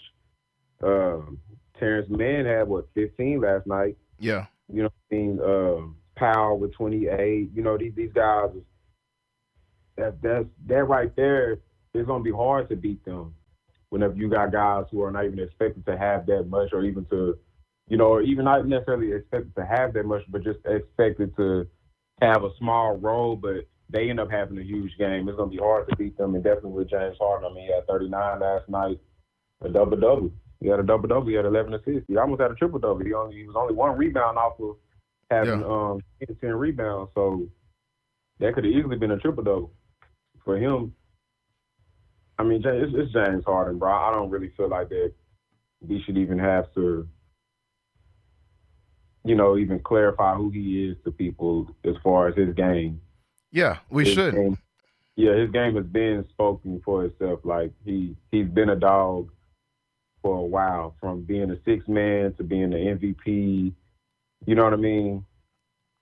Yeah, and I feel like people almost start to forget. I almost put him in that Cam Newton lane of people already just quickly just forget how good James Harden was, because they just remember, oh man, James Harden, he only scored 10 points in the closeout game against Philly. Or James Harden, they didn't win a championship when he was in Brooklyn. Last year on the Clippers, he wasn't even dropping 40. So now that's y'all's picture of James Harden in y'all head. Like, this isn't one of the best scorers ever. Ever. He's a top 3 scorer in the NBA ever. Ever. Every time you look up scoring records, you're going to see Michael Jordan, Wilt Chamberlain, James Harden, Kobe. Those are the names you're going to see. Mm-hmm. And James Harden is right in there. Everybody said that Jeff Teague was crazy. Shout out Jeff Teague and they podcast. They probably got one of the funniest podcasts out there. But he said, I got James Harden ahead of D-Wade all the time. Because people was talking about top shooting guards. He said, I got James Harden. He said, I got Michael Jordan, Kobe, then I got James Harden. And everybody, oh, man, you tripping. You tripping. I probably put D-Wade right there, or it's a toss-up for me. But they act like it was just something crazy for him to say. Nobody's going to – I don't know who – somebody was going to do it eventually, but it's going to be a while before somebody touches some of these scoring records and stuff that James Harden did. He averaged 40-something for a month. He won a month of scoring 40-something every single game. He had multiple 60-point triple-doubles. Like, to say like, oh, man, it's crazy to say. Like, come on, man, put some respect on James Harden's name. Y'all act like y'all forgot how good this dude was. But shout out Harden. He's in his older years, his later years now, still proving he can hoop. Clippers looking decent out there. The Lakers looking good right now as far as standings. And then I got to shout out to my Houston Rockets. We number 2 in the West. Houston Rockets number 2 in the West. And last night we beat the number 1 team in the West, which is Oklahoma City. This Houston team is rolling right now. They've been playing great. I knew we was going to do that when we got Ime Udoka from the Boston Celtics. They fired him and treated him terrible for no reason, for having relations with somebody that works at the Boston Celtics as if they're not 2 adults. And somehow he gets treated like the worst person in the world for doing that. And they kick him off the team like he punched somebody out or something, like he socked out somebody on the staff. Like he did something crazy. No, 2 people did what they wanted to do. And if y'all think that's the first time people in the organization have done that, y'all are crazy. It's probably 10 teams right now in the league that got that going on. But for some reason, y'all made Ime Udoka be the bad guy. I love that we got him as a coach. The Rockets have been playing some really good basketball, beating top teams like the Thunder we beat last night, like the Timberwolves that we beat, like the Pacers. We beat the Clippers back-to-back. I mean, they're playing good ball. We beat the Mavericks the other day, about a week ago. Playing really good basketball right now. We got a super young squad, and these picks are starting to turn out to play like how they're supposed to play. Now, I still want Jalen Green to play better than what he's playing. He's just too inconsistent for me. Even in that win last night against OKC, he had 9 points. I need more than that. But the vets we got, Fred VanVleet, he dropped 38 last night. He's a big reason why we're playing how we're playing. Dylan Brooks is a big reason why we're playing the way we're playing. The vets, we have a right mixture of young guys and vet on this team. And honestly, they're going to be a scary team to play the further and further we get throughout this year, because the amount of athleticism we have on the team, like Cam Whitmore not even playing. We don't even have a spot in the rotation for him right now because we're too loaded. Could that change? Yeah, and I like Cam. But that's just showing how deep this team is and the amount of guys that we have that can go out here and play week in and week out. PJ, I know you're a Rockets fan. What's your thoughts on us winning against OKC and then moving to number 2 in the West? That's a huge win for us, man, because I really felt like we were slept on coming into this season. Oh, for sure. But as Rocket fans, we already knew we just need to stay down to the come up. We got a young squad, but we got a young, talented squad, and I'm going to go on a limb and say that we got the most talented squad when it comes to teams that are young. Oh, yeah. I don't really see nobody else that's even really close to us when it comes to that aspect. This Rocket team, man, they got me excited. We really slowly but surely been seeing this, form for the last, I'll say, maybe 2 years? Yeah. Yeah, 2 years we've been really just watching this form and just getting these, pieces put onto the team that was going to allow us to get to that point to where we know that we can be at and that we have been at in the past. I think the Rockets, man,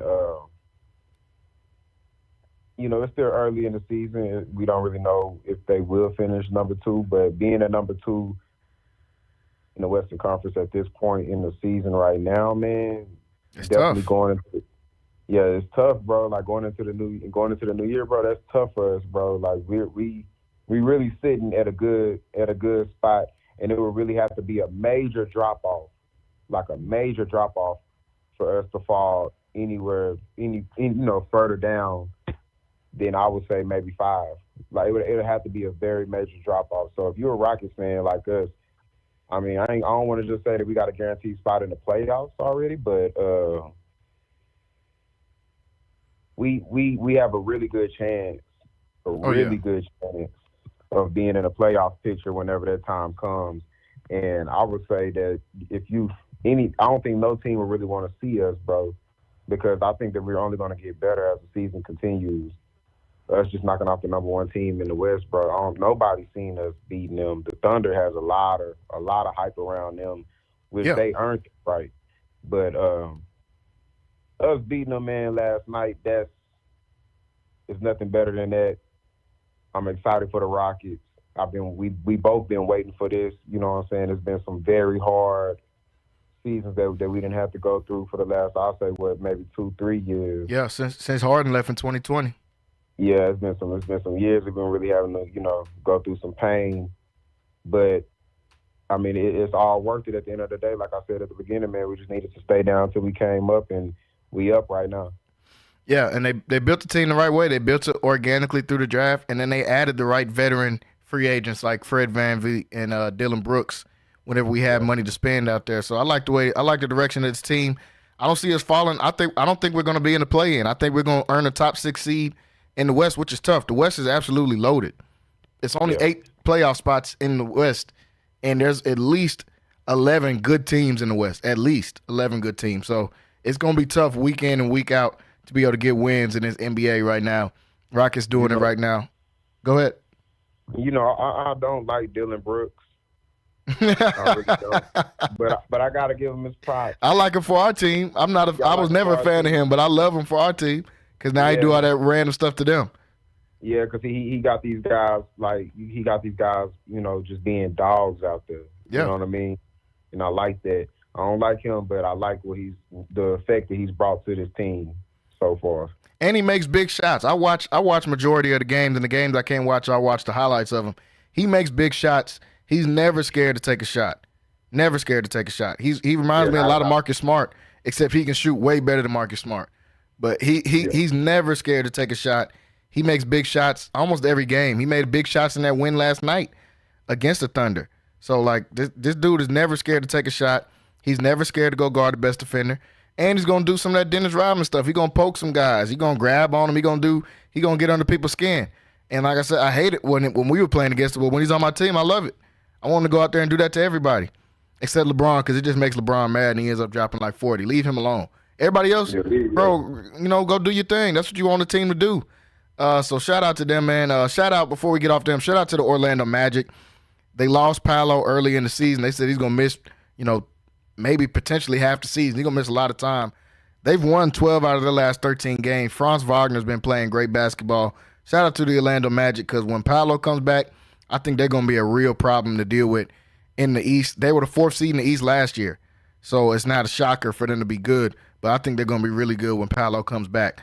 Folks, we got to take one last quick break. When we come back, we'll talk about some more of these games in the NFL, and then we'll talk about this Monday night game, Broncos versus Browns. So stay tuned and stay locked in here on Centex Primetime. We'll take a short break and come right back. Central Texas home for sports. It's Centex Sports Network and Infinity Sports. Catch all your in-depth sports analysis with the best. The hottest sports show in the evening is Centex Primetime, hosted by Jalen Gillis. Act like y'all. Weekdays 5 to 7. This is the Central Texas #1 leader in sports. Centex Sports Network. That's right, sports fans. We can talk about sports. And Infinity Sports. Lighthouse Streaming, a full-scale media agency and your go-to source for all things audio and video. Is your church long overdue for audio and video upgrades? Call Lighthouse Streaming for a free consultation. Does your corporate or church event need audio or video production? Don't stress. Call the guys at Lighthouse Streaming. In business since 2017, Lighthouse Streaming has produced hundreds of live events and completed dozens of church and venue installations. Whatever your AV needs are, Lighthouse Streaming has you covered. Give them a call at 254-252-4206.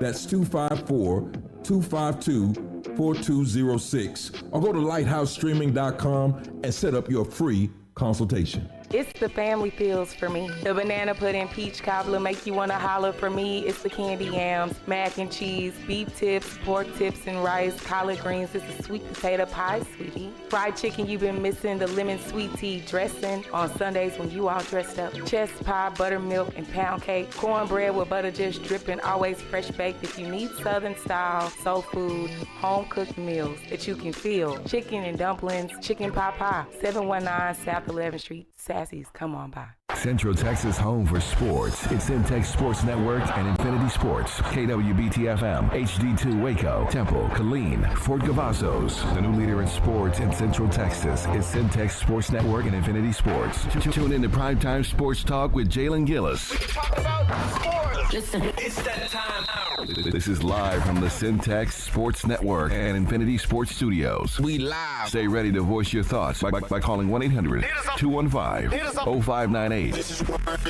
Right here on Centex Sports Network and Infinity Sports. What's going on, everybody? Welcome back into Centex Primetime. Home stretch here of the show. We're about the final 20 minutes of this one. Getting ready to kick off in about 45 minutes. The Broncos and Browns. We'll talk about them in just a second. Just got done wrapping up some NBA talk here. Hour number 2 talked about a little bit of that Texans and Jaguars, and I want to go back to that game for a second. We talk about a couple more of these games. Still joined on here by PJ Gaither. Talk about a couple more of these games throughout last weekend's NFL slate, yesterday's NFL slate in the games. And Texans and Jaguars, we talked about that hit with Trevor Lawrence. But in that game, Texas came out with a win. We moved to 8-5. C.J. Stroud not playing terrible. Still could play better. Didn't play terrible in that game, though. 22 for 34, 242 yards and a touchdown. Joe Mixon went over 100 yards again in the season. Nico Collins back in form, 8 catches, 119 yards in that one. But really the only thing I want to talk about was this defense. This defense can lead Houston, and they make Houston a scary team. You don't want to throw the ball to Singletary. You don't want to throw the ball to him at all. He's a top 5 corner in my opinion. Derek Stingley, my bad. I don't know why I said Singletary. Derek Stingley. Don't want to throw the ball to him really at all. He got a pick in that game yesterday. Could have had a couple. The only times they threw to him, one of the best corners in the league. The defense is led by 2 of the sack leaders in the NFL, and Will Anderson and Danielle Hunter. We got a good group of linebackers out there. Safety's been playing good. Petrie. I like the young guy, Kalen Bullock. This defense is dangerous for Houston, and I think that can it's going to make them a dangerous team to play in the playoffs. As bad as we played so far this year, it's still not the team you want to get in the first-round matchup, and that goes for whatever team we play. Nobody wants to see Houston be their first-round team because you know the amount of talent that's on this team, even with losing guys for the season like Stephon Diggs and different stuff like that. Even with losing those guys, still a dangerous team, especially whenever Joe Mixon is rushing the way he's been running the ball all season long. C.J. Stroud has a good game. This defense can beat anybody. This defense is good enough to beat anybody. It's how well is that offense going to play, and in particular that offensive line going to play. So they got a win yesterday, 23-20 over that Jacksonville team. One of the other games I wanted to get to off the slate. We didn't get to talk about it Friday because they were in the middle of playing that game, is the Chiefs and Raiders. Chiefs come out with a win, 19-17 in this game. Close call for Kansas City. They had to come back in this game once again and win. Mahomes 26 for 46, 300 yards, a touchdown. Got sacked 5 times in this game. That offensive line for Kansas City is not good. Like, it's time to go ahead and say it. I know they're 10-1, 11-1, and we've been letting them slide all year, but they got flaws. They got flaws, people. And this is all going to my point of saying at the beginning of the year that this team is not going to three-peat. Now, I know that they can play good in the playoffs, and they had flaws last year, and they still won. All of that is cool. Mahomes getting sacked 5 times is a problem. He's been turning the ball over way too much this year. Their receivers with Travis Kelce and Hopkins, they both did decent in that game. But you're playing the worst team in the league in the 2-10 Raiders. Outside, it's them or the Giants. You pick your poison. They're both terrible. This defense is not playing as great. It got them by for majority of the year. They're not playing as good as they were playing at the beginning of the year. Trent McDuffie, who was all-pro last year and had got all the praise, you got to get him whenever they're not playing good. These last few weeks they played, he's been getting cooked. It's one thing to get cooked against, a top receiver. Now, he's getting cooked by whoever runs out there. There ain't a top receiver on the Raiders. He was getting cooked in that game. And he's y'all's best DB. Everybody else, very, very, very questionable. I forget what the dude is that plays on the other side of them. I think it's Connor. Chamari Connor, the other corner. Cooked. He's barbecue chicken when he's out there. Whoever's going against him, he is getting cooked. Justin Reed still decent on there. Nick Bolton still decent. Of course, Chris Jones always going to play good. He had 2 sacks in that game. But this defense can get beat, and they can get beat a lot. This offense hasn't played good all year. This is another under 20-point game for Kansas City. This is no longer the days of explosive offenses. A lot of these games is won 19-17. They got a 16-14 win. They got a 17-10 win. And they've scored 30 twice this year. Or twice this year. Only scored 30 points twice this year. That's got to be one of the lowest in the league, especially for teams with a winning record, because a lot of teams are scoring 30. PJ, what's your thoughts, man, on this Kansas City team? Yeah, they got to win. I'm not liking some of the stuff I'm seeing out of Kansas City, though. Yeah, like I've been saying for a while, it's going to come back to bite them, bro. At some point, even if it doesn't in the regular season, playing these games as close as they playing them right now this whole entire season, that's not going to last in the playoffs.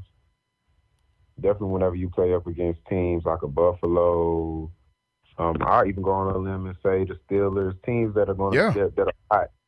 Teams that are hot right now, teams that defense isn't going to allow for you to, get back in the game. You know what I mean? Teams, you got some teams that's going to, once they got you down, man, you down.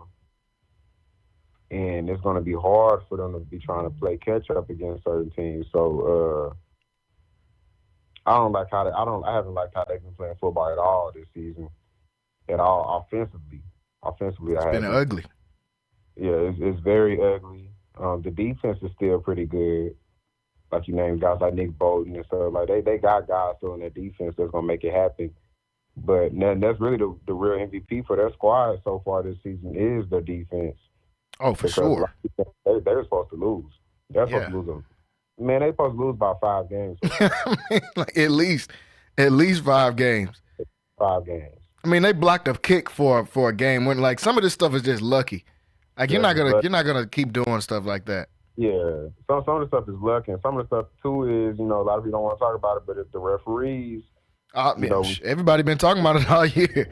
Yeah, when you the one so much, when you the one as much as they have, there is a such thing as the refs kind of being a little lenient on giving, for sure, the team. That's facts. So the referees too have played the part as to why this team hasn't lost 5 games so far this season. But I mean, it's not going to last, bro. I promise you. Even if it doesn't catch up to them for the rest of their season, I don't know who else they have for the rest of their schedule, but it's going to catch up to them whenever they really don't want it to, and it's going to be in the playoffs. And this next 5 weeks is going to determine a lot for me of how I even see this team going into the playoff. Because right now, they don't get that number 1 seed. I mean, it's Kansas City, and they've been in the AFC Championship every year. I wouldn't just be shocked if they lost in the divisional round, depending on who they match up with. Because, man, I'm telling you, this team has flaws. This next 5 weeks is going to tell a lot for me. They got the Chargers next week on Sunday Night Football. Chargers are a tough team. They got Cleveland after that. And Cleveland is, whatever. But after that, they got Houston to end the season. They got Pittsburgh to end the season. And then they got Denver at Denver. And they already should have lost to Denver when Kansas City was at home. That's when they blocked that field goal. So these next few weeks are going to tell a lot for me on how I even look at this team going into the playoffs. Patrick Mahomes got 19 touchdowns. It's okay to say that he's playing bad. He's one of the GOATs. He's one of the best already. At this young, he's already one of the best ever to play. But he's not playing good football. And when outside of Chris Jones on that defense and Nick Bolton, everybody else in this defense is getting beat up. Their defense is playing good, but in them games like that against the Raiders, like, bro, you getting cooked by dudes that were on the practice squad. Trent McDuffie. Your other corner been sorry all year. So the only reason I'm calling out McDuffie because both the other corners, Josh Williams and the Carson dude, they've been getting cooked all year long. But now when Trent McDuffie's getting cooked, okay, now this is the problem.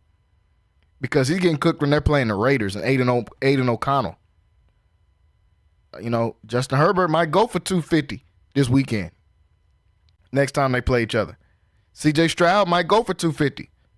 We're about to talk about Russell Wilson in a second. He might go for 250. And the way that Steelers defense been playing, Kansas City offensive line don't want to see them. Their tackles are trash. They had to bench one of them yesterday. Both their tackles are absolute hot garbage. And they're going to get Mahomes killed this year. It's honestly what's been happening. It's why he's throwing a lot of these picks. They can't block nobody. So that's a problem moving forward throughout the season. So Kansas City right now 11-1, but we got to keep our eye on it. I don't know how long that's going to last, especially when you get into that playoffs, man. It's a whole different ball game. And the Chiefs are going to play better in the playoffs because that's what they always do. But so are other teams. Other teams are going to play better in the playoffs too. So we'll keep our eye on that Kansas City Chiefs team as they move throughout. Like I said, these next 4 weeks are going to tell a lot because they got a tough schedule to end out their season. There ain't no easy game. The easiest game going to be the Browns, and that ain't necessarily going to be an easy game when you got bad tackles and you got to play against Myles Garrett. That ain't going to be – ask the Steelers. That ain't going to be no easy game when you got to play against that dude. So mentioning the Steelers, I want to talk about that one yesterday. They beat the Cincinnati Bengals, who are pretty much done now.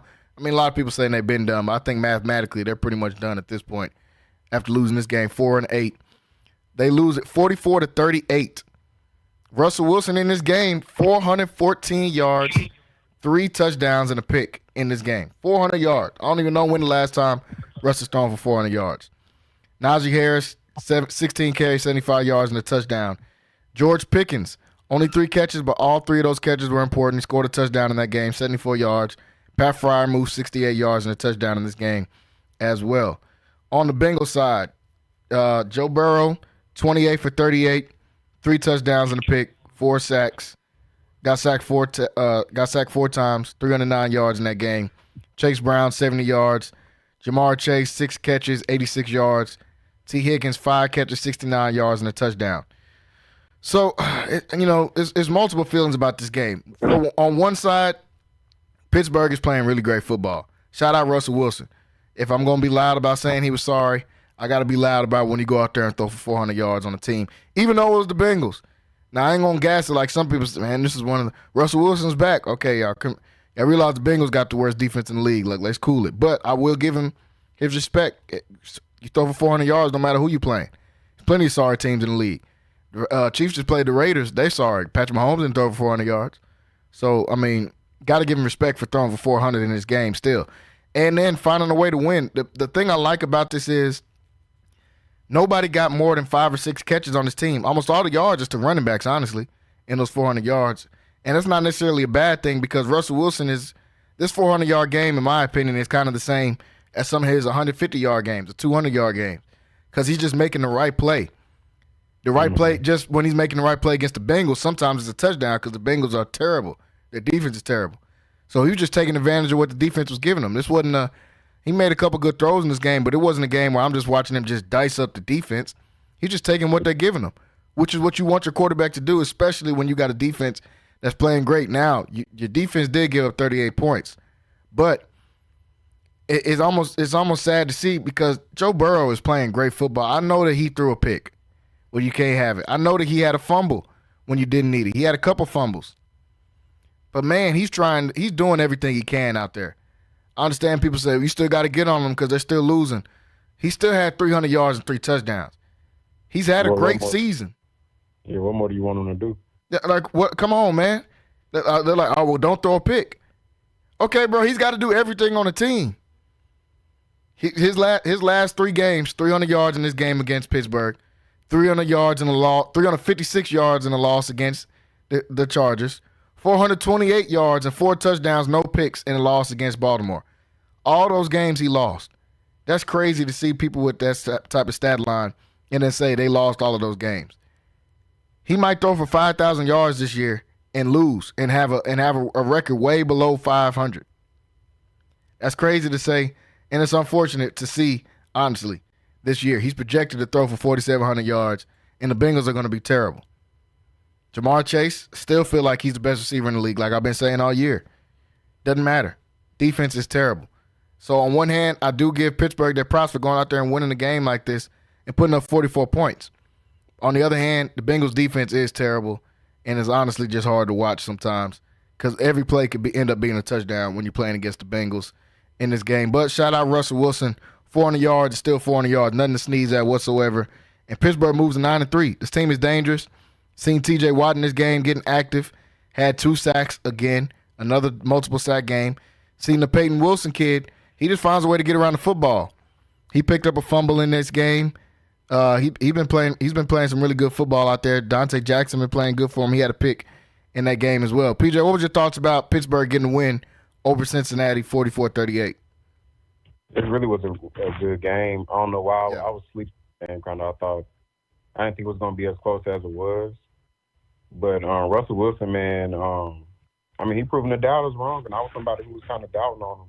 Yeah. I'm not going to for him to come out there and throw for 414 yards, 3 touchdowns the way he did, man, that was a big showing for the Steelers. And they really, right now, man, they looking good going into, this last month of the regular season, going into January and everything. They're looking pretty good so far. The defense is just crazy.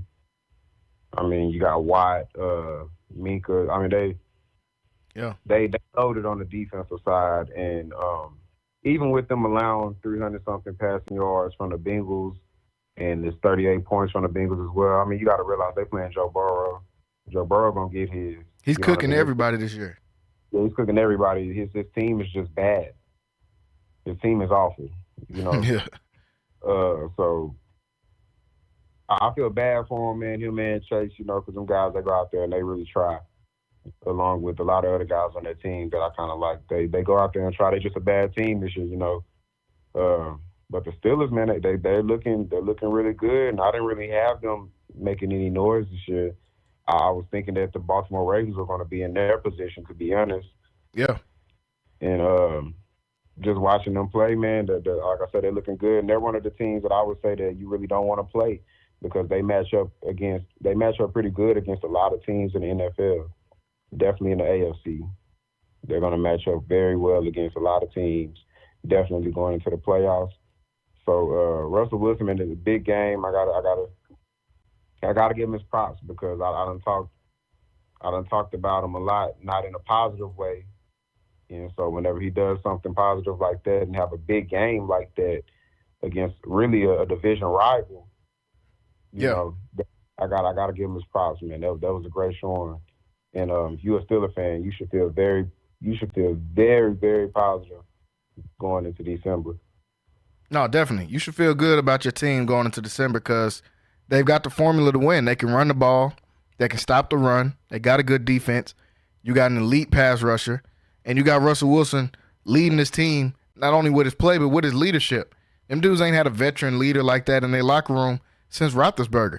They've been having to look at Mason Rudolph and Duck Hodges and people like that. So, like, of course, they feel way better about themselves having to go into this game. I want to talk about a couple other games just really quickly before we talk about this game. Just do really some quick takes on these. One of them being the Chargers and the Falcons. Chargers win 17-13 in this game. There are talks of potentially benching Kirk Cousins now because he went 24 for 39, 245 yards, 4 picks in that game yesterday. 4 picks. They finally gave Bijan Robinson the ball a bunch, and they almost won, but they couldn't overcome 4 picks from Kirk Cousins. This is y'all wanted to pay this dude all this money. As much as people praise y'all for getting better and whatever, all that kind of stuff, y'all gave Kirk Cousins all this money. No one told y'all to do that. So now you're stuck with it. And either way, even if you play Michael Penix, you're still stuck with the money, and that's what y'all get because didn't nobody tell y'all to pay Kirk Cousins all this time, all that money to do that. Shout out to the Buccaneers because they got a close win yesterday over the Panthers. And the Buccaneers, they're now tied. Michael Evans is back. They've had a lot of injuries this year, but Michael Evans is back, and they are tied for that division lead at 6-6 with the Atlanta Falcons. Even after all those injuries, battling all those injuries. Shout out Bryce Young, too. 298 yards yesterday, a touchdown and no picks. He's been playing good football since he's come back, even though the Panthers have done everything in their power to destroy his mental and his psyche playing for this team. It's almost like they tried their hardest to do it. And Bryce Young has fought back and now threw for almost 300 yards in that game yesterday. But looking at the Bucs and the Falcons, I picked the Bucs to win before the season. I thought the Falcons were going to win it because of all the injuries that the Bucs sustained. But now Mike Evans is back, and the Falcons are just bad. They're not good. I've been trying to tell people all year, this is fool's gold. When they had those winning record earlier, the Falcons are not good. They're still not good right now. Kirk Cousins throws 4 picks yesterday. PJ, your thoughts about the Bucs and the Falcons after the Falcons lose yesterday? The Bucs, they needed that win because I felt like if they would have lost this game, their season pretty much would have been over. They had a lot of hype, at the beginning of the year, definitely how they was playing. And, they started losing a few games and it kind of started going away. But with this win right here against the Falcons, you kind of keep yourself in that race, you know what I mean? Definitely in that wild race in the NFC. And in your division, too. Yeah, they're tied. They're tied for first place now. Yeah, so, you're pretty much good. You're sitting there where you're sitting somewhere right now that you don't mind sitting there. It probably wasn't something that you planned on being at, but you don't mind it because now you're tied in first place. You kind of got a little bit of hype now again. Mike Evans' first game back too. He been hurt. So, you're sitting pretty good now. As far as for the Falcons, these guys gonna have to learn to stop paying these dudes all this money. Because I don't understand, man. It's like a never-ending cycle. I see so many teams just put themselves into a hole. Y'all pay these guys so much money and then they don't pan out. And now you want to bench them or you want to cut them, but it's like you pretty much got to ride with them. Stuck. Yeah, you stuck with them. You got to ride with them now. And with them, it didn't really make any sense because y'all went and got what's the guy from Washington? Michael Penix. Yeah, Michael Penix. Y'all went and got Penix. We talked about this actually on the podcast a few times. Mm-hmm. That was a dumb move. It was very stupid for y'all to go get Kirk Cousins, pay him all that money, but y'all got Michael Penix in the draft. I don't get it. I don't get it, man. And now you want to bench him? Why? Why you want to bench him now? You should have never really even went and got him. Or if you did go get him, you should have never went and got Penix. And I get it to some degree on why they got him because Kirk Cousins is older. He's coming off an Achilles. Only part of this whole equation that didn't make sense was paying Kirk Cousins that much money. That's what didn't make sense, in my opinion. That's a lot of money they paid him. And it's Kirk Cousins. Like, at no point, healthy, non-healthy, young, old, whatever you think of him, he is middle of the pack at best. Yeah. Mid. He's middle of the pack at absolute best.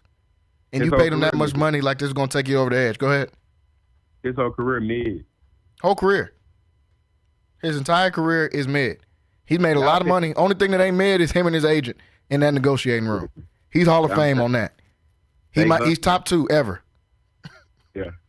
When it comes to that. But as far as his play, y'all paid him this much money, man, and y'all got a super high payroll on this team. Y'all go and trade for Matthew Judon and all this, thinking you're going to be a contender. Now you're 6-6 because you figured out, dang, Kirk Cousins is mid. Maybe this is why the Vikings said, hey, we'll just play with Sam Darnold. We got finesse too. It's like the old dude looking back like, bro, I told you. This what happened to me. I did the same thing you did. That's the Vikings talking to the Falcons. Because they fell in the same trap and nothing happened. Yeah. And now we're seeing Kirk Cousins go out there. Throw for 4 picks now in that game against the Chargers. Now they got the Vikings. The Vikings look really good. They pulled out a close win against the Cardinals yesterday, who honestly look way better than what I thought they would look this year. And they look better. Looking at this Monday night game for tonight, PJ, before we get off of here, Cleveland versus Denver. Denver's a 6.5-point favorite in this game. Neither one of us are excited about this game. Any thoughts about this one before we get off? Who you got winning this game? Like I said, Denver 6.5-point favorite. I don't really don't have any thoughts on this game. They need to either put better games on Monday Night Football or just take it away. At this point, nobody want to watch Denver and Cleveland. I'm gonna take Cleveland. I think Jameis Winston is gonna come out with the dub. I think they rolling down there with his leadership. I think they can possibly get this win tonight. But this game can go either way. This is going to be a very bad game, a very low score. Yeah. Nothing is going to happen in this game that's going to be just flashy unless you just a fan of one of these teams. Nothing crazy. It's Bo Nix versus Jameis Winston. Nothing crazy to look forward to. Shout out Bo Nix. He's played a lot better than he did at the beginning of the season. But, neither one of these teams have something crazy to look forward to here in this game. Denver fighting for that wild card spot. They're probably going to get it.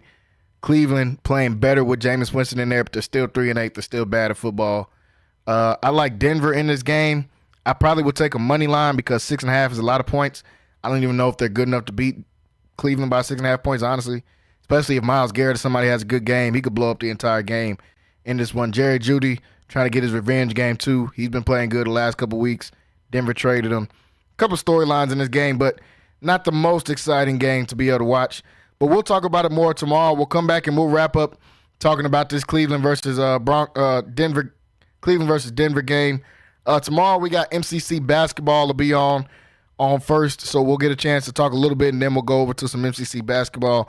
Wednesday, we'll be back in full effect. We'll have Wayne Walker in studio with us. We'll talk some more about these games as well. Shout out to the La Vega Pirates. They won last week once again. We'll be talking about them more this week.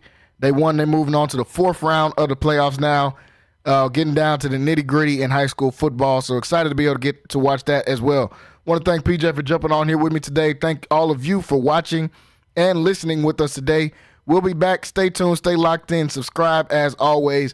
We will see you guys next time here on Centex Primetime. Have a great evening. Central Texas home for sports. It's Centex Sports Network and Infinity Sports. Catch all your in-depth sports analysis with the best. The hottest sports show in the evening is Centex Primetime, hosted by Jalen Gillis. Act like y'all. Weekdays 5 to 7. This is the Central Texas #1 970. Centex Sports Network. That's right, sports fans. We can talk about sports. And Infinity Sports.